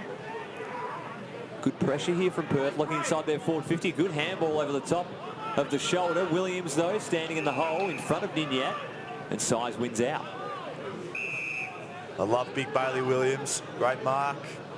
Worked hard back into defence to help out the defenders, and strong mark. A couple of smalls there in the West Coast marking competition. They do well to force it out of play. Now, that was nice and predictable play there by Zave O'Neill, getting it out of bounds so we can reset as a team. We saw in that second quarter, Perth were able to win that contest and really take the ball back through the middle for shots on goal. Perth playing with a loose sweeper at this point. West Coast a loose man in defence. It's Rotham. The ball evades him, going to the flank, and Watson puts it out of play against Ninyat. Rothy looking fired up down there. I like a bit of biff. Roth, he likes throwing his weight around. He's not the biggest man, but he gets that little angry head on that I'd love to see. Ayres in best position, looking for Jones. Ball evades him. Allen's collected immediately. Umpire no choice but to haul it up yet again. Nice and tight game here. Not a lot of loose players around, one-on-one, and quite congested in at the stoppage. Like to get a clearing ball. No ruckman able to get a hand on this one. College quickly on the boot inside forward 50, and Rotham drifting back. There's your loose man in defence, Thumper. He's got a couple of spare players on the broadcast side. One of them Ainsworth. He's been quite skinny, quite predictable out of our back line. I thought you were talking about Braden Ainsworth for a minute. That was a bit harsh. I was. Going along down the line, Brooksby. Oh, tremendous miss there from Keegan Brooksby. From Dad. Keegan Brooksby, the dad of the Waffle team. 14 AFL games for very little result. 0 wins, as a matter of fact. There's a fun fact. Fun times there at Gold Coast Suns for a little bit, but good to have a home here at the West Coast Eagles. Fisher sends it to half forward. Williams flies. Can't take it. Yo collects for Perth. Little back feed. Snap kick down the line, and Rogers with an acre of space drops a easy chest mark in the end. Has Jones on the outside. Little feed inboard to Yo. Puts it to half forward. Rotham in best position. Reads it tremendously for the intercept. Having such a great year, Josh Rotham. As I said, one of the most improved in our footy club. really put in a lot of hard yards to get himself into good spots to be able to impact the game like he did there. Good handball from Cole, releases Brayshaw, kick to centre half forward, but chopping it off is Langdon. Hamish was trying to kick the perfect kick there. I think it would have been wise to go inside 50 with a deeper ball. Caniglio puts Jones under the pump. Watson puts him to the ground. Davis can't handle the handball out wide. Just gets boot to ball there. Payne can't evade the Cole tackle. Good work there from Tommy Cole. And gets hold of the ball. That's his second of the day, Tommy Cole. Loves the desperate stuff, loves the tackles, loves flying the flag for the boys, and will look to do well with his possession. Strikes it long to the flank. Running through Robiliard. Can't get a hand on it. Ainsworth has to sit underneath this one. He's taken to ground by College illegally, says the umpire. Crowley wants to move it fast. He does. On the left foot. Kick doesn't favour Brooksby, and in the end, Langdon gobbles up the easy mark. Sinclair. College. Little give. Feeds Payne. His kick is untidy. A chance here for West Coast. Mutimer shirks the tackle. Kick inside. Pinpoint accuracy onto the chest of Brooksby, and Perth made a meal of that one out of defensive 50. Been harping on a little bit about it this game, but it's a risky game to be playing by Perth, chipping it around like that out of their back line. One little mistake. That's all it takes for good players like a Murtimer to take advantage. Clean pick up, shrug the tackle, kick to Dad on the lead, and Avery can follow it through. Keegan Brooksby for his first of the afternoon splits the middle. West Coast extend the lead here in the second half. Brooksby goes bang through the middle, Thumper. Big kick from the big fella. We're playing with, well, you could say 4 ruckmen: Bynes, Vardy, Bailey Williams and Keegan Brooksby, so spending a lot of time forward, and got to take your opportunities when you get them, and he was able to do so there, which was positive for the way we wanted to start this third quarter. Great to kick a goal. I shortchanged him. It's actually his second of the afternoon, Keegan, so apologies there. 1 + 1 = 2, mate. Where would I be without you, Will? That's a rhetorical question, Will. Please don't answer that. Longer answer than we have time for in today's coverage. Going back into the centre, it's going to be Williams v. Ayres. Good leap there from Bailey Williams. Wins the hit out, but can't find a midfielder. Yo, grub a handball. Jones can't take it cleanly. Archie hot on his hammer. In the end, the umpire will restart play just inside the centre square. West Coast advantage. Rotham has moved up from his loose position in the back line to right behind the contest, looking to get involved a little bit more. Williams feeds it directly to College inadvertently. Baldwin right, one out on this occasion with Edwards. Oh, Cole splitting the absolute seas on that occasion. Tremendous individual work. Finds Mutimer. Quality release kick to Robiliard. Can't remember Tom Cole doing too much wrong today. He's every time he's touched the ball, he's looked a class above and putting together a very nice game. Hard to argue, one of 2 West Coast Eagles premiership players from last year. Of course, Vardy, the one other. Rotham has it on the far wing. Kicks for distance. Pack forwards, Bailey Williams from behind. Tremendous set of jukes there from Bailey. Huge kick on him, Bailey. I would not put this past him. Kicking from just outside 50. Man of the mark is on the 50-metre mark, so we'll be kicking from about 53.5. Averaged 27 hit-outs and 10 disposals in his last 3 games, says Bailey. He's got better as the year has gone on. The young ruckman out of the Dandenong Stingray sets sail, has the journey, albeit the last metre, and it's helped over the line. Terrific contested mark there from Bales. That's one of his big strengths, is his athleticism, his run and mark. Be looking to keep bringing that as the day goes on. Perth with a long clearing kick. Francis Watson drifting across the face there. Takes a splendid grab. Wants to move on. Sinclair holds his ankle. Would have thought that'd be a free kick. Bit of a Cam Shamrock ankle hold for any WIO fans out there. I'm guessing 0. I reckon that was WWE. Incorrect. Ball to the pocket. Roubiliard putting his man under the pump. The ball stays in momentarily. We've got a Perth player down. It's Nicholas, but he gingerly helps himself back up, holding that left shoulder. What WWF character would you take, Humper, if you were a wrestler? Oh, I've got to be a bit of Hulk Hogan, surely. I've got Hulk written all over me. Come on, mate. Maybe Mankind, bit of the unknown, bit scared, bit misunderstood. Bailey Williams just gets a mid on that one. Clever tap there from Petrie. Heard the voice of Watson. Curnow back feed to Cole and a measured kick to Ainsworth. Been really clean with the footy in the back half, West Coast. It's been a real feature of today's play. Umpire calls play on, puts Munema under pressure, hold the ball. Tremendous tackle there from Cody Ninyat. Earned the free kick. That play on put West Coast well and truly under the pump. Here's Leggett, centre half forward. 3v1 inside forward 50, but goal side. Perth have the advantage. A good take there from Smith and a chance for Perth to hit the scoreboard for the first time in this quarter. The 15-metre kick, that's what's brought this play to unfold. Umpire has called a play on from, I reckon, about a 16-metre, and we haven't been able to bring the tape measure out in play. Perth have kicked a goal due to that decision and close the gap as the game goes. Easy pickings there for the Perth Football Club. West Coast had numbers, but in the end, Perth streaming back toward goal a little bit too frantically, and they had the measure there. That little short dinky kick to Munema really changed the outlook of that forward 50 entry for West Coast. Yeah, but that's a mark, Thumper. Look, like I said, it is easier from up in the commentary box, but I don't like to see Tiggy Touchwood decisions impact games, and unfortunately, umpire number 7, that was one.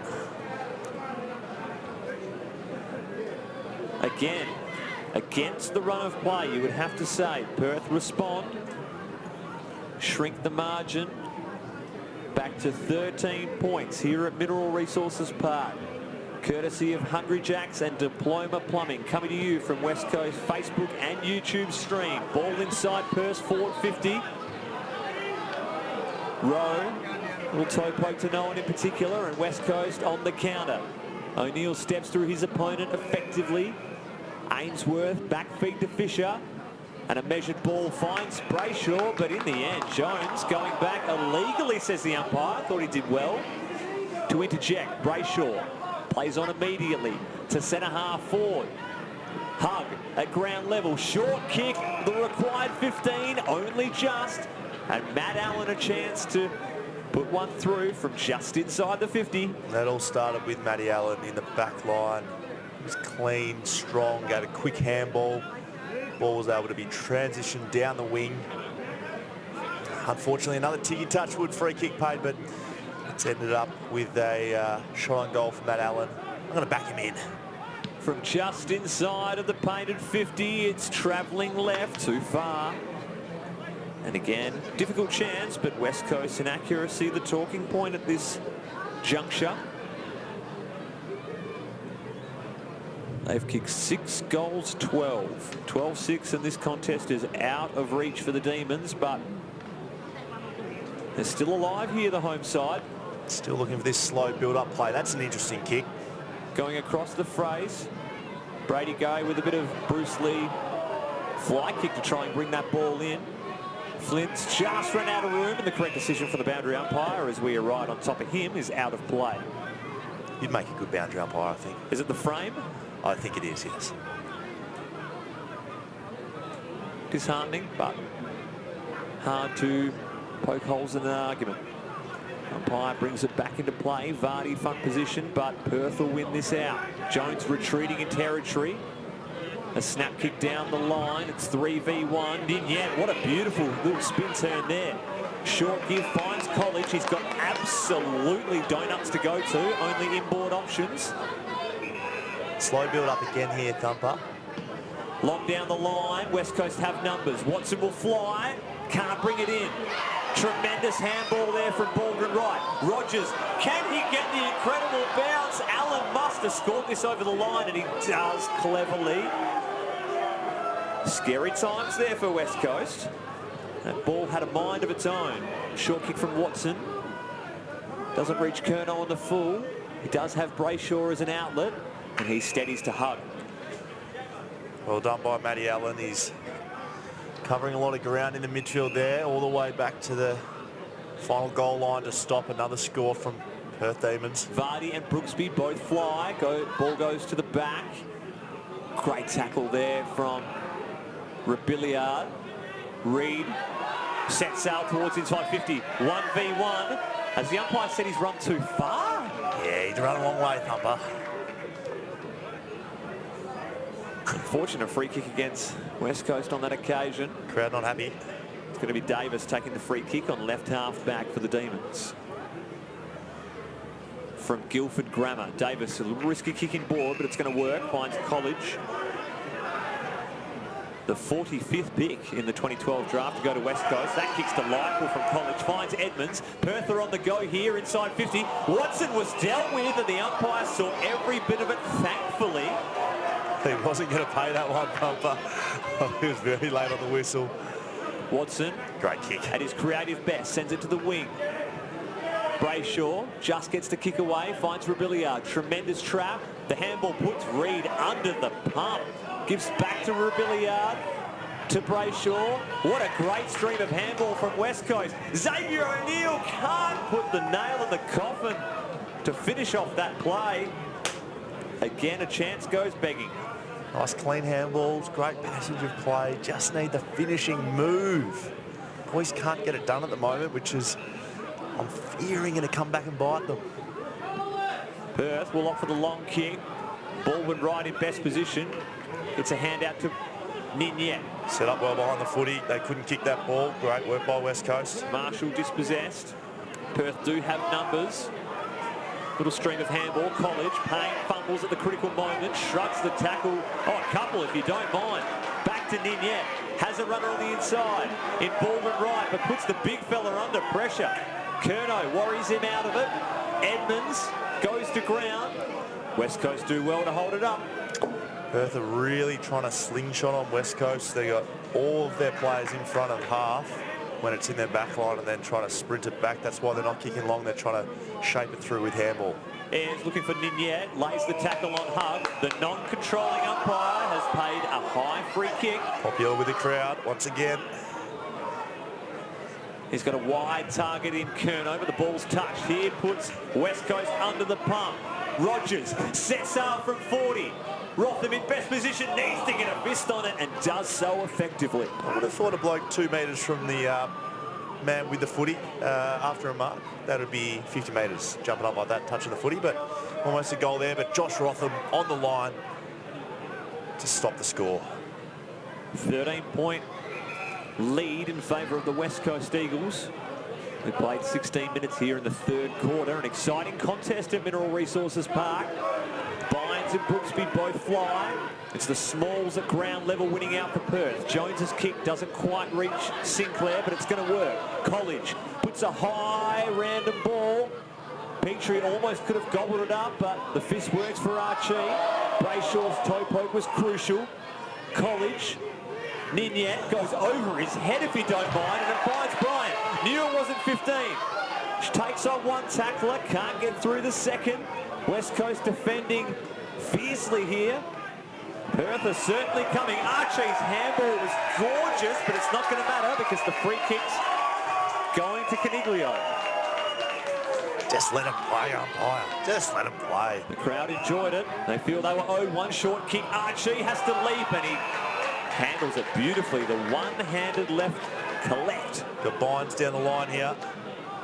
He's going in that direction. Williams in there and support. Bynes, they are sticky mitts from Paddy Bynes.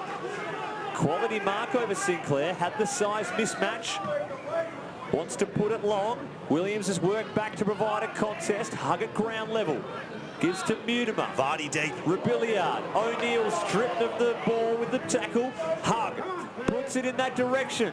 Bounces just before Vardy and takes a unkind bounce in the end towards the boundary, and West Coast winning the territory battle on that occasion. Once again, very impressed with Paddy Bynes today. He's clunked some marks, been good in the contest, playing his role. That's all you can expect from an inexperienced player, which is what he is. Baldwin right gives, but Brayshaw sharks it. Caniglio has Sinclair in support, but the smother from Rebillard. Desperate stuff there from West Coast, and he'll force another stoppage inside forward 50. Billy the Kid, great repeat entry there with great desperation, and boys will be looking to score off these repeat efforts. It's Vardy against Baldwin right, has the ascendancy, looking for Brayshaw, can't find him on this occasion. Jones, clearing kick. Edwards, looking for a switch. He's going to make Curnow really earn this one, but a tremendous mark. I'm going to say that's a dangerous kick there, Thumper. Short ball, Brayshaw. Good work there from Curnow. Gee, that was a lot. If he'd have dropped that one, Perth were away and running. There was Mitchy Curnow running back with the flight. Centering ball by Harry Edwards, which was interesting to say the least. He's a big Backchat fan, he told me during the week, Mitch Curnow. He is. He lives down Rockingham way, and I think we, yourself and myself, ease the pain of the drive. Brayshaw will have to kick it from outside 50 distance. Oh, gee. Wow, we certainly got a lead. Another chance here for West Coast. Bishop back feed to Edwards. Brady Gray steps around Rowe in the end, grabs him, but just releases the handball. West Coast well and truly under the pump. Ninyet overruns it. Crowd displeased. Gray sends it forward. Nick Reed can't take a hold of it. Archie tries to burrow his way through the pack. Caniglio holds him up. Brady Gray. Sorry, Archie has come from about 4 deep there. I can't believe he got hands on it. Talking about WWF, that is off the top rung of the turnbuckle. Fisher with the chest mark intercept. Wants to put it to the dangerous area. Binds the flyer, as to Vardy. Hug at ground level. He's disposed of with a quality bump there from Giblet. He's out of play. Giblet, I like that name. It's one of the greater ones going around.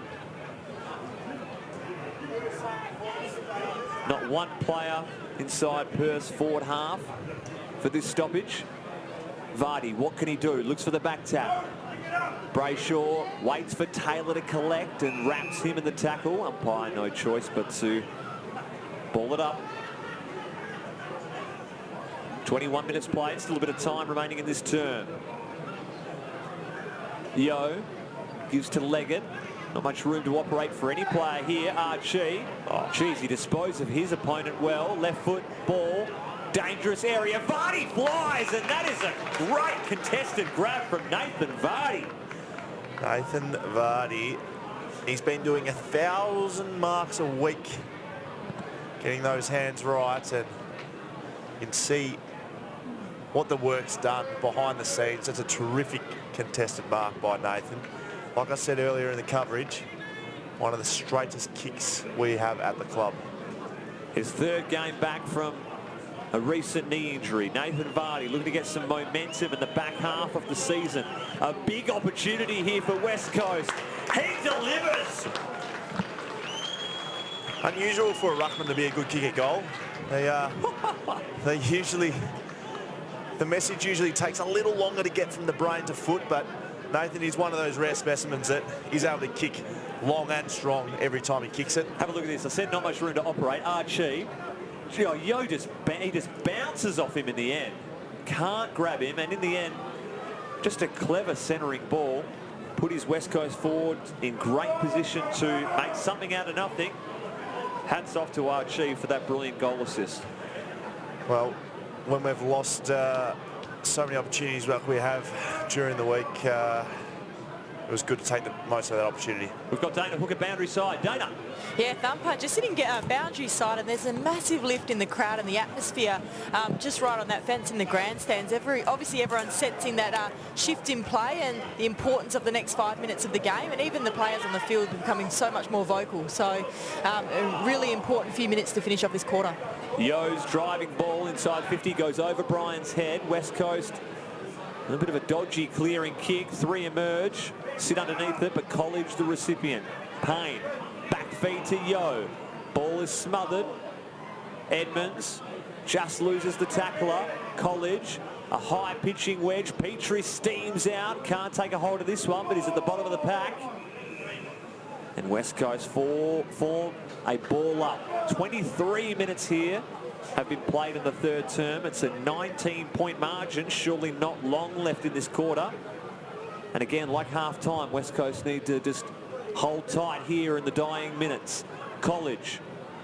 He's had a second attempt. Fisher, goalkeeper status there. Works this one over the goal line. Pleased to see Fish rush that. There's a surprising amount of players that don't actually understand the rule there. Within that goal square, 9 metres in, you can rush the footy under any pressure. Rotham goes for a trot, sends it wide to the far side. Laces him out. Vardy on the chest. Easy chest mark there for Nathan. Little dinky kick over the top. A couple of West Coast boys raffle it. Mutimer receives from Curnow. Back to Mitch Curnow. Brayshaw to Mutimer. Good sharing on the non-preferred boot. Sends to half forward. Williams, second attempt. Is he going to pay it? Played on. I think he was second-guessing himself whether he was going to pay it. Gray, blind turn. Good pickup. That's got to be a high tackle on fire. It's there. Nick Reed. Is it Matty Allen? It is Matty Allen, in fact. Brady Gray at Sinclair getting stuck into it. Hug. Just separating him, saying we've got the footy boys here. Look at Matty Allen. I think that's there every day of the week against Payne. Brady Gray set another goal up there. Was harder than his opponent at the contest. Won the footy. Dished out the handball, and Matty Allen stayed low and hard over the footy. Had a similar kick from this distance earlier in the quarter. He's pushed this one left. Boys, come on. Got to kick those. Not putting Perth to the sword here in the third term. We've played 25 minutes. Long ball to the boundary side. And Jones makes sure it rolls out of play. What is that sound? 7 goals, 14 Scully.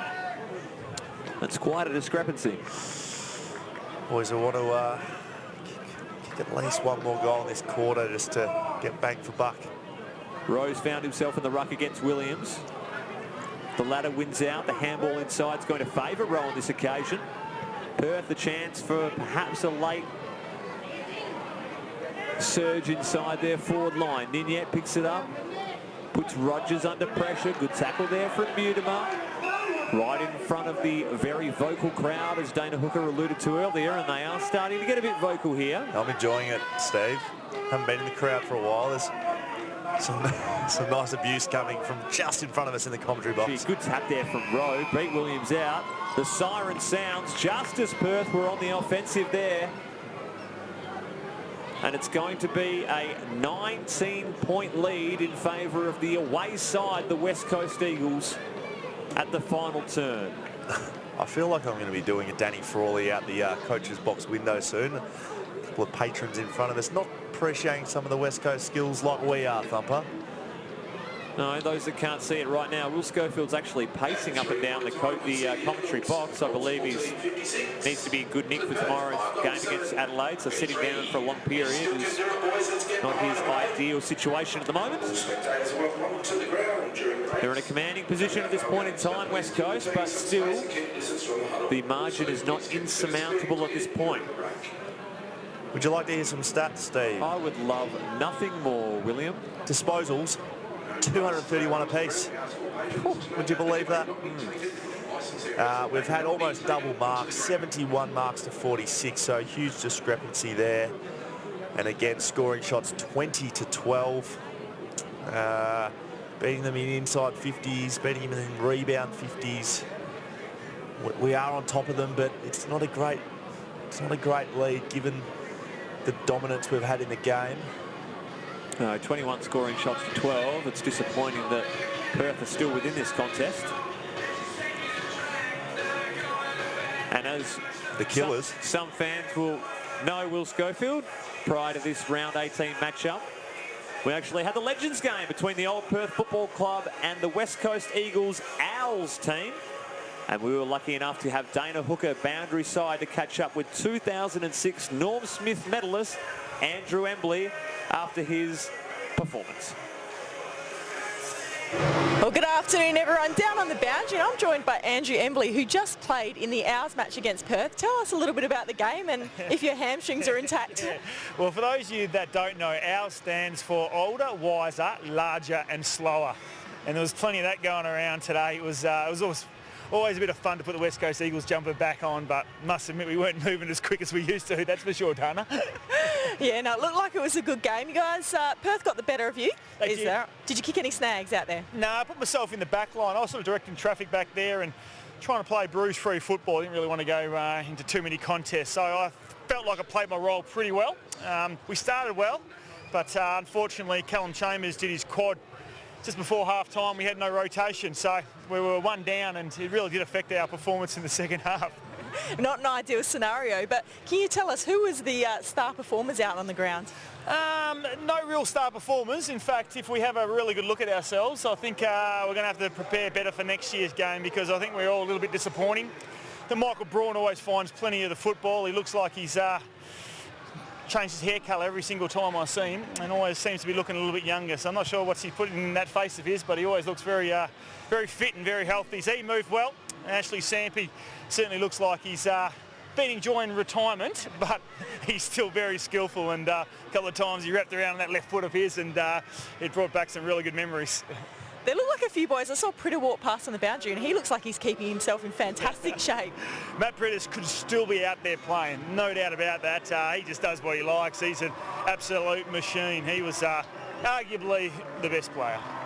Yeah, most certainly. That doesn't surprise me at all. And these days, you're coming to give us a hand down at the AFLW and the Female Academy trainings. Tell us a little bit about how you're enjoying that. Yeah, really good fun. As you know, Dana, women's AFLW is just going from strength to strength, and it's just great to see so many numbers. It's a really fast-growing sport, and to be a part of it and to be able to help and to help develop, players like yourself and some of the young kids coming through is great. And I know the West Coast Eagles are really excited about the girls joining the competition next year. So pre-season coming up, I know we've been doing a fair bit of training at the moment. It's all really exciting, and I know the girls are really enjoying it. So yeah, bring on 2020.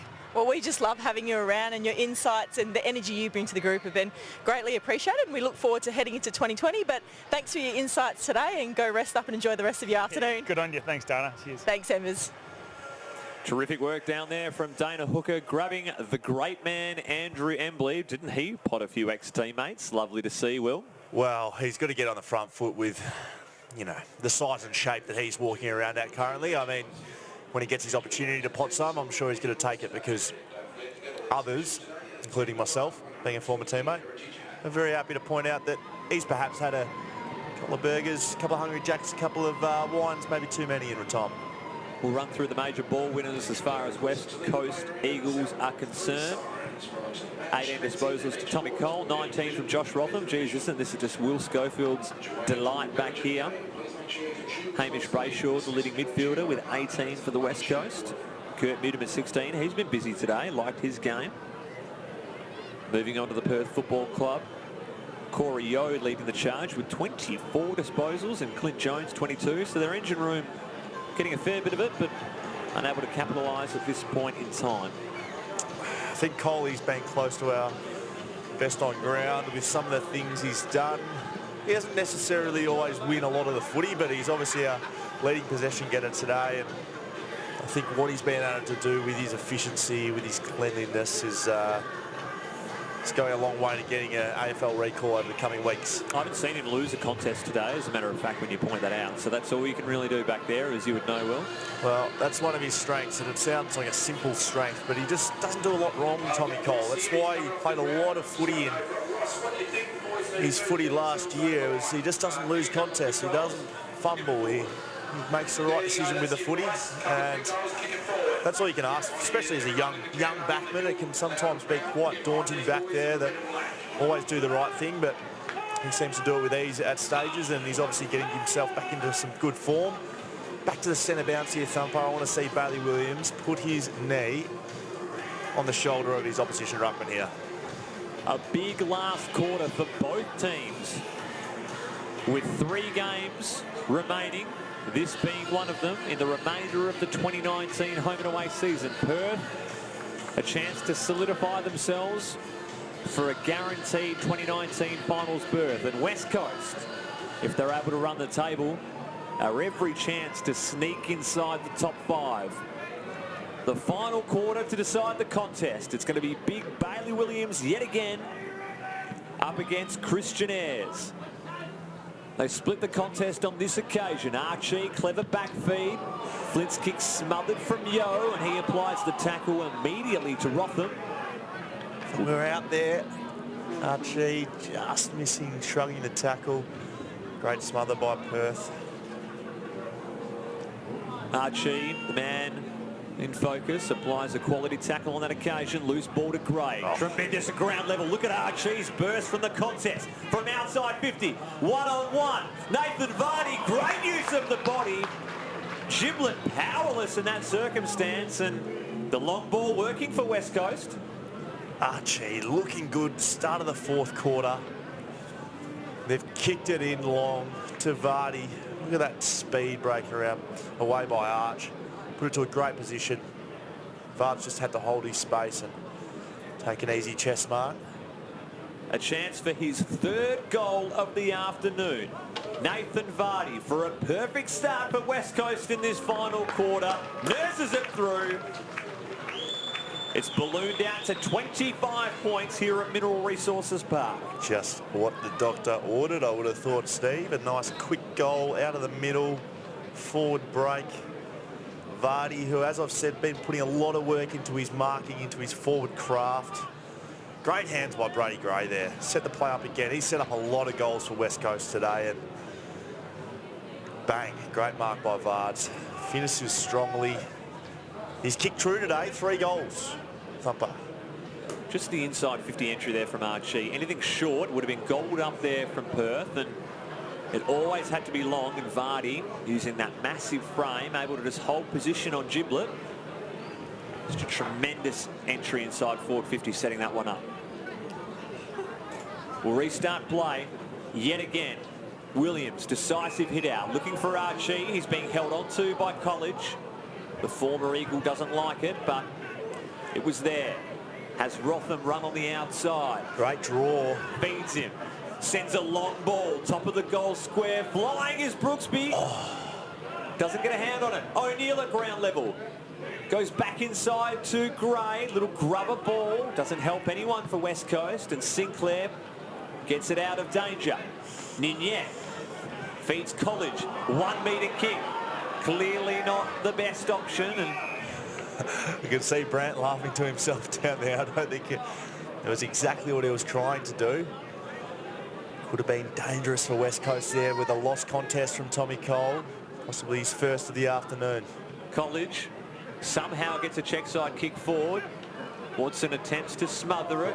Great recovery and tackle. Butters up well. Cole bounces off his chest. Probably his first mistake of the afternoon.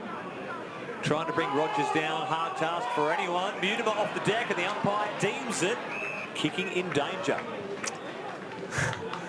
Tommy Cole won't mind me mentioning this one, but got the chest mark in the grand final that he'd rather forget. Stephenson swooped on it and kicked a goal. He's got 2 chest marks in the last minute. As we were saying, 3/4 time, one of the best players on the ground, so I'm sure he'll look to make up for it. Rowe goes long. Petrie and Edwards fly with the spoil. College, tremendous roving. A chance for Jones. Measured handball. Cody Leggett sets ours behind, but it's hooking left. Never had the line there. Not a bad leg, that. Oh, okay. Okay. Play on, Will. Leggett. Yeah, yep. Very good. Tommy Cole with the kick-out duties on this occasion. Runs towards the commentary side, which we always like. Sends it long.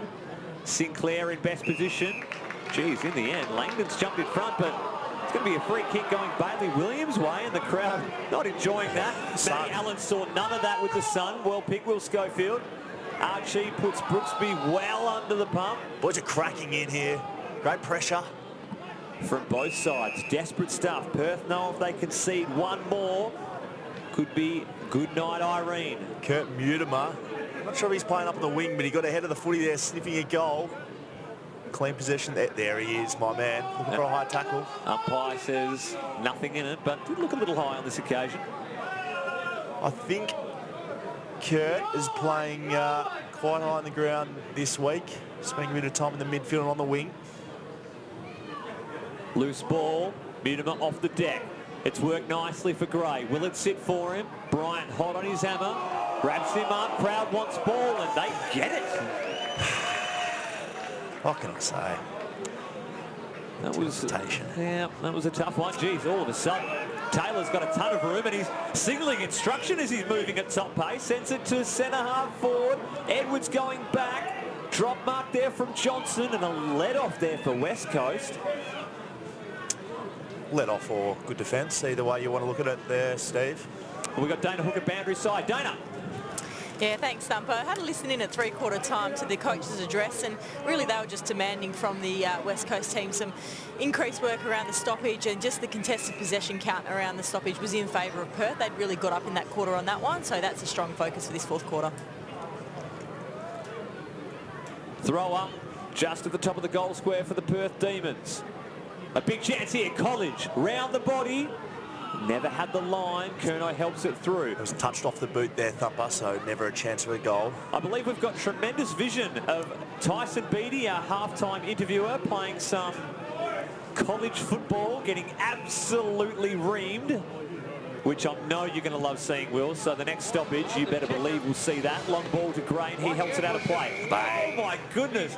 Should a punter ever be hit that hard? It's surprising he's still able to function at a working capacity in today's day and age. That was in front of the 120,000 adoring fans. Love Christian sending that one in for us. Appreciate that. Show Screens Productions getting on top of that one. Tyson Beattie lucky to still be awake. Yo. Left foot ball inside forward 50. Petrie with a quality spoil. Curnow does well at ground level. Mutimer just hacks it out of defensive 50. Flynn and Vardy, they keep it in West Coast. It's going to work for them. Archie, handball to Gray. Got a couple of options inside 50. Bynes, one of them, against Langdon. Turns well.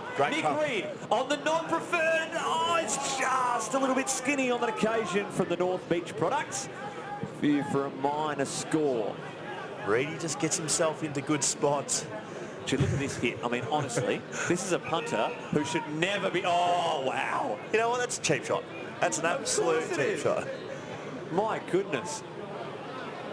It's lucky he's stringing sentences together, I think, at this point, but either way. Well, you're still here, aren't you? So let's hope for the worst of us. If I'm copping a hit like that, you won't see me again. Back to the footy, Steve. 24-point lead for West Coast. We've played 7 minutes here in the fourth quarter. This game is not done with yet. Beautiful tap from Brooksby. Finds O'Neill. Mutimer. Claimed by Jones.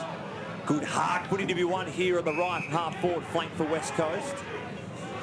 I think the crowd realised the importance of this next major, Will. Yeah. Fiery. Very fiery. Ninyet. He's up the ground, trying to get a touch. Probably hasn't had his day he would have hoped for in the forward line. My goodness, that is a harsh decision as far as anyone's concerned. Payne's going to take it. At least we're consistent. Doesn't have a lot to go to. The switch is on, but I think Perth want to be a little bit more direct in this final quarter. Go down the line. Watson in best position and plays the percentages. Fist this one over the line and out. Drew Petrie, always the voice down there. Smart player. Protected his man. Great work by Frankie Watson coming over for the spoil. Predictable play. Can reset and look to score from this stoppage. We see Hamish Brayshaw just entering the field of play for this stoppage. Brooksby tapping it in West Coast way. Cody Leggett left it behind. Oh no. College has kicked it in the back of one of his teammates. It's going to work for Matty Allen. Ainsworth, he spun around probably 3 times in the end. The umpires wave play on and the crowd is rapt about it. Big footy at centre half forward. Jones, blind handball, finds Rogers. Oh no. And the umpires played a free kick, and there could be a right. There could definitely be a right. Lock the doors, Sumper. I think they can hear that it's the West Coast broadcasting here. Yeah, we are wearing West Coast shirts, so danger for us. Goes to the flank, Vardy over his head. Umpire says that was legal, and we'll have a ball up, a throw in rather, just in front of the commentary box.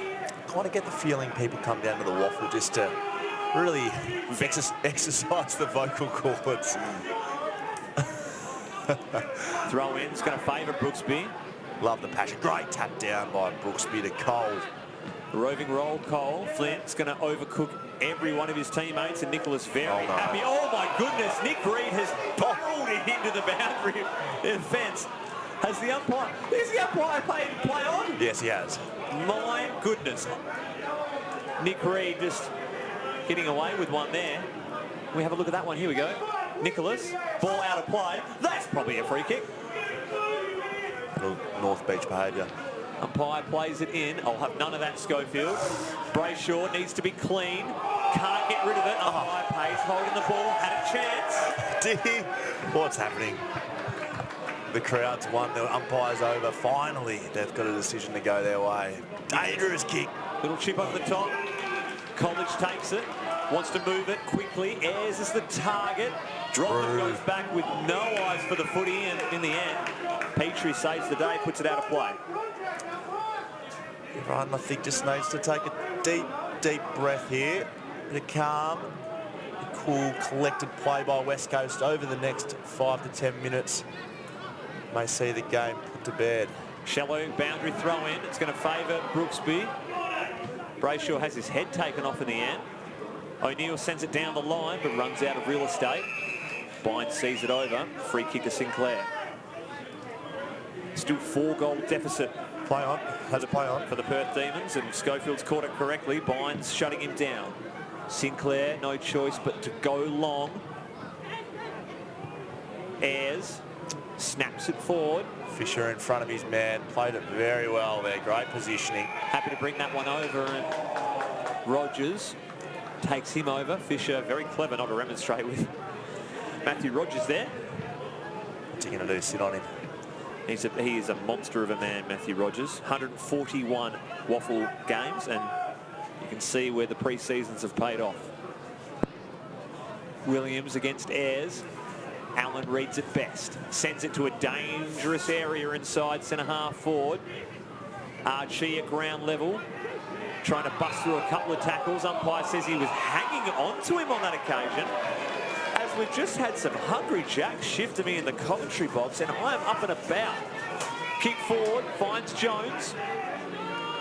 None for you, Schofield. Game tomorrow. Get out of my hungry jacks, please. Jones. Carbohydrates. Sends it long, inside 50. Couple of Perth Flyers. Cole roves it well, but he's not going anywhere. West Coast will be happy with stoppage after stoppage at this stage, I'd imagine, Will. Yeah, as I said, can eat up 5 or 10 minutes here, and there's not enough time left for the Perth Demons to score enough points to get themselves back in the game. Matty Allen's been exceptional in this last quarter for clearances. He just can't tackle the big truck. Matty Allen gets it away to Hug. Has Brayshaw loose on the wing. Plays on immediately. Ainsworth at centre-half forward. Reed steps in front of him, though, on the left boot. Sees Rotham roaming past inside 450, and Josh Rotham in no hurry. He'll line up for what would be a rare goal for the West Coast defender. You're the stats man. Has he kicked any this year in the Waffle? Oh, dear. I certainly has. I don't know. Has he? Yeah. Why are you asking me? Just thought I'd make you look silly. You did. You did. Josh Rotham. Not many have their debut in front of 60,000 people at the MCG, but this bloke did. He did well as well. He did not look out of place. To put West Coast 5 goals up in the final quarter. He's hooked it. Very close to the man of the mark there, kicking like a true defender. Not a great routine coming in for goal, but certainly defended well today, Josh Rotham. He really holds up that back line with Drew Petrie and Harry Edwards back, as we've said. Really strong defence. And again, Perth go for this slow build-up. They've got to go. Bryant to Edmonds. Thumps it down the line.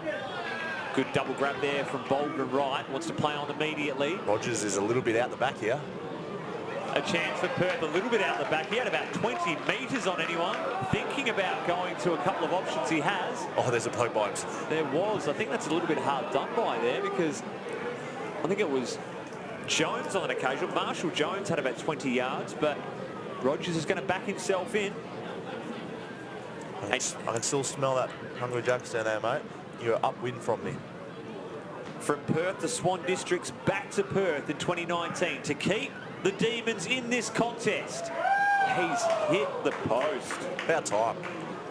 We've hit nothing them today. Costly miss there for the Demons. Considering he had options to pass off to. Very disappointed with that. Nicky Rogers. We're halfway through this fourth quarter, still a 4-goal deficit. Perth have conceded the 1 goal in this term, so they're going backwards at this point in time. Brayshaw. Oh, you can hit that.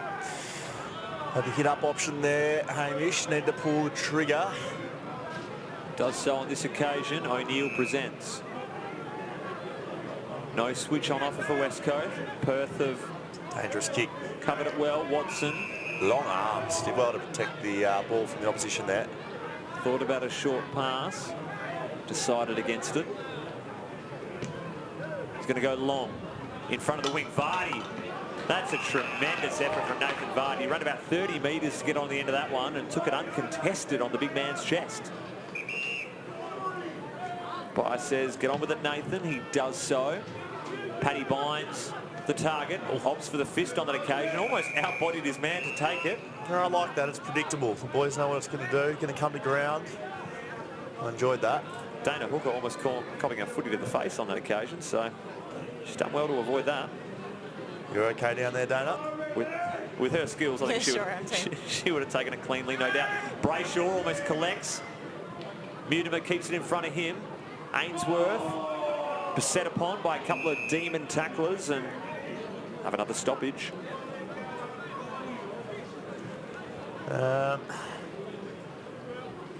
Well said, Will. Yeah. Vardy beaten on this occasion by Ballwood Wright, but Flint gets a little chip kick forward. Jones.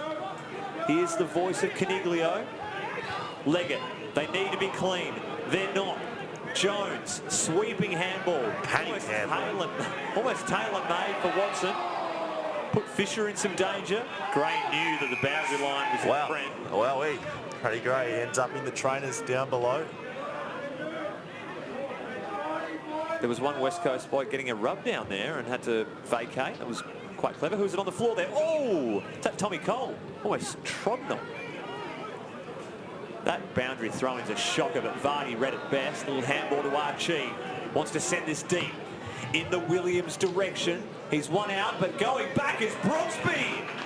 Tremendous work there. I think Williams understood that as long as he held his man out, Brooksby was in position 1A to take that one cleanly.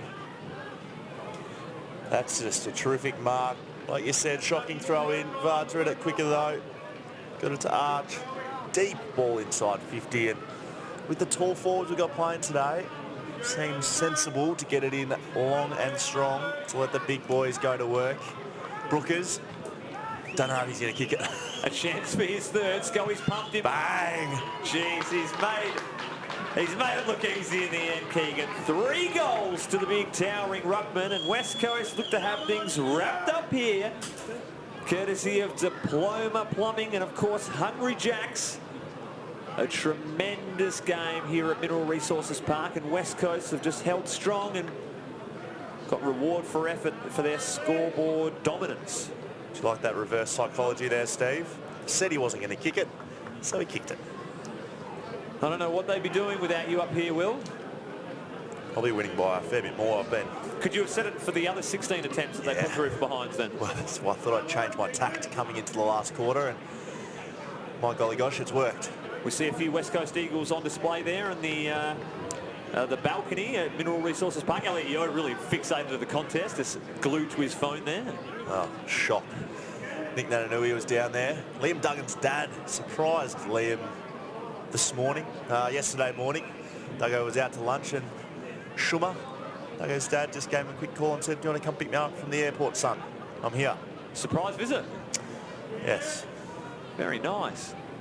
As a loose ball heads out to the far wing, Watson leads in the race. Johnson hot on his hammer. Back feed to Petrie. Well collected there from Cole. Oh, Brayshaw's had a fresh airy with the handball. Perth a chance here. Geez, they need one. Long kick to the goal square. Oh, and that is definitely a leader for the Diploma Plumbing goal of the day. Is it too little too late for the Demons? Either way, some sloppy work from Westhurst have kept the door, from Westhurst have kept the door ajar, Will. I hope it is a bridge too far, but Hamish Brayshaw will be very disappointed with this effort here. He's genuinely missed that. Yeah, I don't think he was trying to execute the handball as he did there, but that's what's good about footy. You have a chance immediately after, unless, of course, you've just given up a goal after the siren to make amends, Steve. So, centre bounce. Hamish is front and centre to be able to make amends for that mistake, which, look, I'm not hanging him out to dry here, but led directly to it. We got the Eagles boys again, all on their phones once again. Come on, boys, pay attention. Maybe they're listening to us, Steve. I very much doubt it. Leggett, good tackle from Vardy, make sure he's not going anywhere. And for all the set shots and goals that have been missed today. Here we go. We got Redden, Nelson, Allen, Duggan Senior on the left, and Natanui. I'm going to ask you for a bit of a Nick Nat update shortly. We'll put you under the pump with this next stoppage. But he's currently sitting on the balcony at Mineral Resources Park. You've heard it here first. How have the spirits been around the big fella, mate, as we await his fitness and health in the latter part of the year? He's good, mate. He's no different to any other player suffering from injuries. A chance for Leggett. Bounces, runs away from the defender. A long ball. Would you believe it? The Demons. 2 in a minute. I don't like to see that at all. Boys need to wrestle back momentum. Steve's had enough. He's opened up his chips. West Coast just didn't quite get the stoppage set up right there. More unfortunately, stuck in second gear while Perth came streaming out of the front. Really a terrific finish by Perth. Leggett. Another great leg. That'll do. I gave you one warning. Not again, please. We'll hear from Dana Hooker very soon, boundary side, about what the atmosphere is kind of like down there, at least on boundary side. West Coast maintain still a lead here in the final quarter. It's an 18-point lead at this point. A couple of late goals from Perth have made things interesting. We've played 22 minutes here. Everything needs to go right for the Demons at this point in time. A West Coast goal should shut the door for this comeback. It's Archie feeding Gray, low darting ball, heading over the back. Did anyone get a hand on it? Doesn't matter. Langdon. In the end, Perth through Caniglia, just happy to get rid of it. Flint hemmed in on the boundary side, puts it into the corridor, coming across the face. The sure hands of Kurt Mutimer. And I think any score is going to make this very difficult for the Demons, Will. I'm going to make the call and say any scores of win here. Wow. Happy with that? Not really. I don't like putting the Mozza on teams, and it sounds like you've done exactly that. We've got a few Perth Demon fans in the crowd who have been very vocal all afternoon, starting to head for the exit, so maybe they've called it. Steve? Kurt Mutimer, still just 22 years of age. Oh. He's put an absolute pitching wedge into this one, but as I said, a point is going to be very handy for West Coast. Dana Hooker, boundary side. What have you got, Dana? Oh, look, I think the early exit of the Perth Demons might be a little bit premature, that call there, Scully. I think a couple of goals there has kept them nice and vocal for us. But there's me. I'm getting a little bit vocal on the side. Josh Rockham's been on the boundary for a while there, and I'm begging them to get him back on because he's been so influential in this game so far. So get him back on, stem the flow, and finish off the game well for the West Coast Eagles. Is that what you're like on boundary side when you're waiting to come on? You're a bit vocal and antsy when people aren't coming off, Will Schofield? Me? Yeah. Oh, I thought you were asking Dana. What do you like, Dana? I'm very vocal. I'm a bit of a pain for all the S&C stuff, and they're trying to take your rest, and there's me itching to get back on the ground. I'm a real pain for the staff. I actually like sitting down and having a rest, if I'm really honest. I'm happy to get my rest. I don't have too many in the game because, unfortunately, my work rate's not quite matching with Andrew Gaff, who needs his breaks. Cole Opts for the long ball. Umpire's found something he doesn't like. This umpire has got to be 100 metres away from play, and he's made that call. Well, it's to us. Great decision. He was inside West Coast forward 50 when he's adjudicated that one. A chance here for Leggett. He can't handle it cleanly. West Coast pounce with the tackles. Big contest here. A check side ball has Davis loose on the outer side. They've got numbers forward of the footy. Wants to move it quickly. Drew Petrie, steal, just fist that one almost into the Hungry Jacks chip factory. Not on this occasion. The chip factory. Is that what we're doing, is it, Thumper? That's where they're making them in Hungry Jacks, so... Well, for ladies and gentlemen, if you always wondered what Steve Manny looks like, you had it there. You've been most disappointed. Umpire brings it back into play. Brooksby front position. Perth desperate to nab one. Leggett's been strong in this final quarter. Good smother from Curnow. Bryant evades a couple of tackles. Matty Allen collects him in the end, and I think he got rid of the handball, but when he shirks the opening tackle, it certainly put him under the umpire's watchful eye. Couldn't be long left now, I would have thought, Steve. Hasn't been a lot of scores in this quarter, and getting towards the 26-minute mark. I think you're right there, Will. The ball just hovering around the boundary line, and it's over and out on this occasion.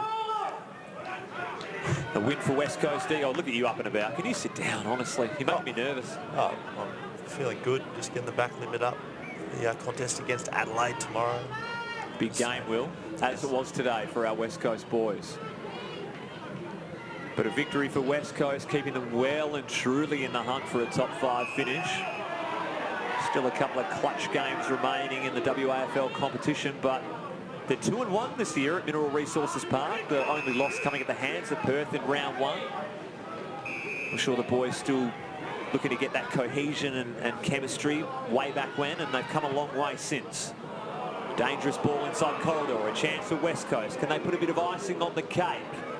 Allen takes it at left half forward. They've got numbers streaming forward. Williams is all by himself if they can look at him. Little short ball, safer option. Finds Nick Reed. No doubt about it. Reedy's going to go back and take his 30 year. He loves he loves the limelight, if we're honest. And good on him, because he's kicked a lot of goals for West Coast. He's been a great recruit from the amateur leagues. The factory? Where's that? What, the Hungry Jacks factory? The chip factory? The North Beach. Where true legends are born, they say. Nick Reed, tough angle for the left footer. I do not want to see that kick ever again. What has happened there? I think he's taken that straight out of the North Beach training manual, and he's kicked that end over end forwards. Yep, it's spinning forwards. Your beauty. Long ball for Perth. Oh, Rotham, be good. Wow. That's an attempted torpedo. In the end, a sand wedge inside forward 50. Binds, creates a contest. Plenty of numbers around this footy, and West Coast quite content to lock it up. He's done that all day today, Bynes. Created a contest. I don't think he's had too many touches, but he's not in the role. He's not in the game to have his 30. He's there to make a contest. He's done it well. For his third game of waffle footy, good to see Paddy Bynes having an impact at this level. Back free from Yeo to Sinclair. Shares it with College. Drives it down the wing, but West Coast 2v1. Petrie and Rotham work it out. Easy pickings for Josh Rotham. Short pass to Curnow.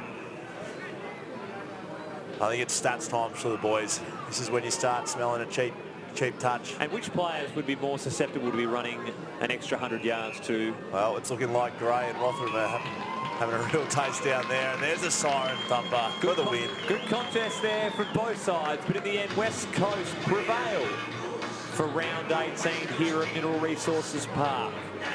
A tremendous result with just 2 games remaining now in the 2019 home and away season, and West Coast a genuine chance.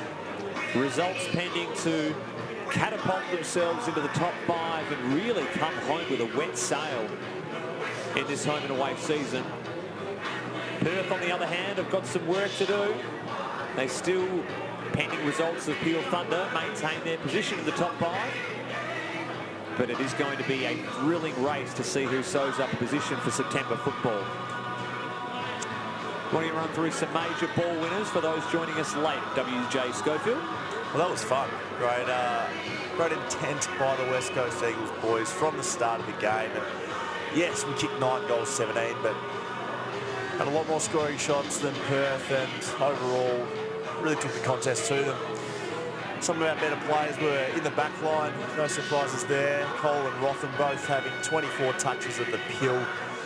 Coley probably might pick, Rothy had a little bit of touches late, but they're both developing into extremely consistent footballers, and we're very, very lucky as a footy club to have such great depth in the Waffle, and I'm sure they're going to be up in the AFL side sooner rather than later.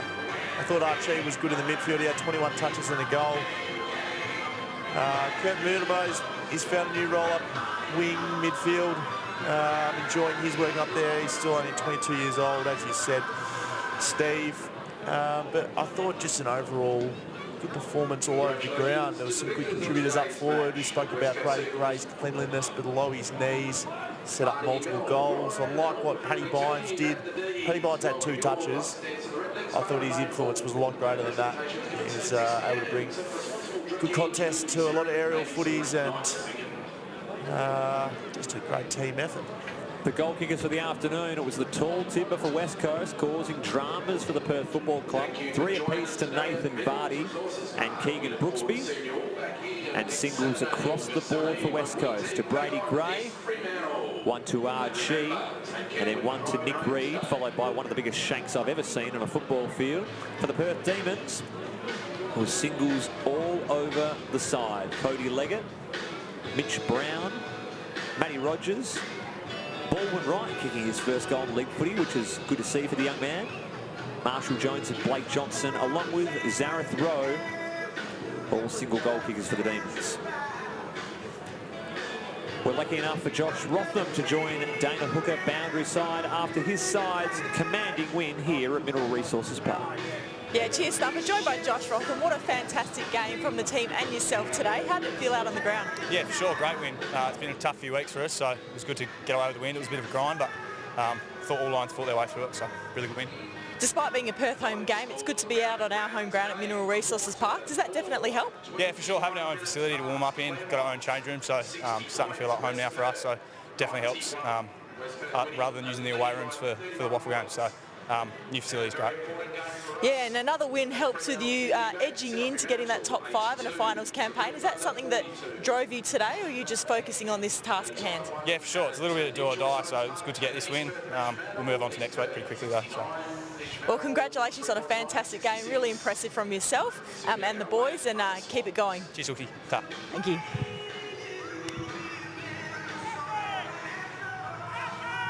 This afternoon, Will Schofield, thank you for your company. And of course to Dana Hooker and Josh Rotham boundary side. Will Schofield has to vacate. Bigger and better things on the horizon for you, Will. Thank you for your efforts. Did you enjoy yourself up here today? Well, you know what, I did enjoy myself up here. Your company not so much, but it was good fun. I appreciate you having me in your realm, because it is turning into your realm up here, mate. You're doing a good job. Appreciate that, and also Godspeed for tomorrow's game against the Crows. A massive contest at Optus Stadium. Lucky enough for everyone that can get on board and go witness that, as West Coast continue to sail towards September action in both grades. Thank you for your company, courtesy of Hungry Jacks and Diploma Plumbing. This has been the West Coast Eagles live stream. Hope you've enjoyed it.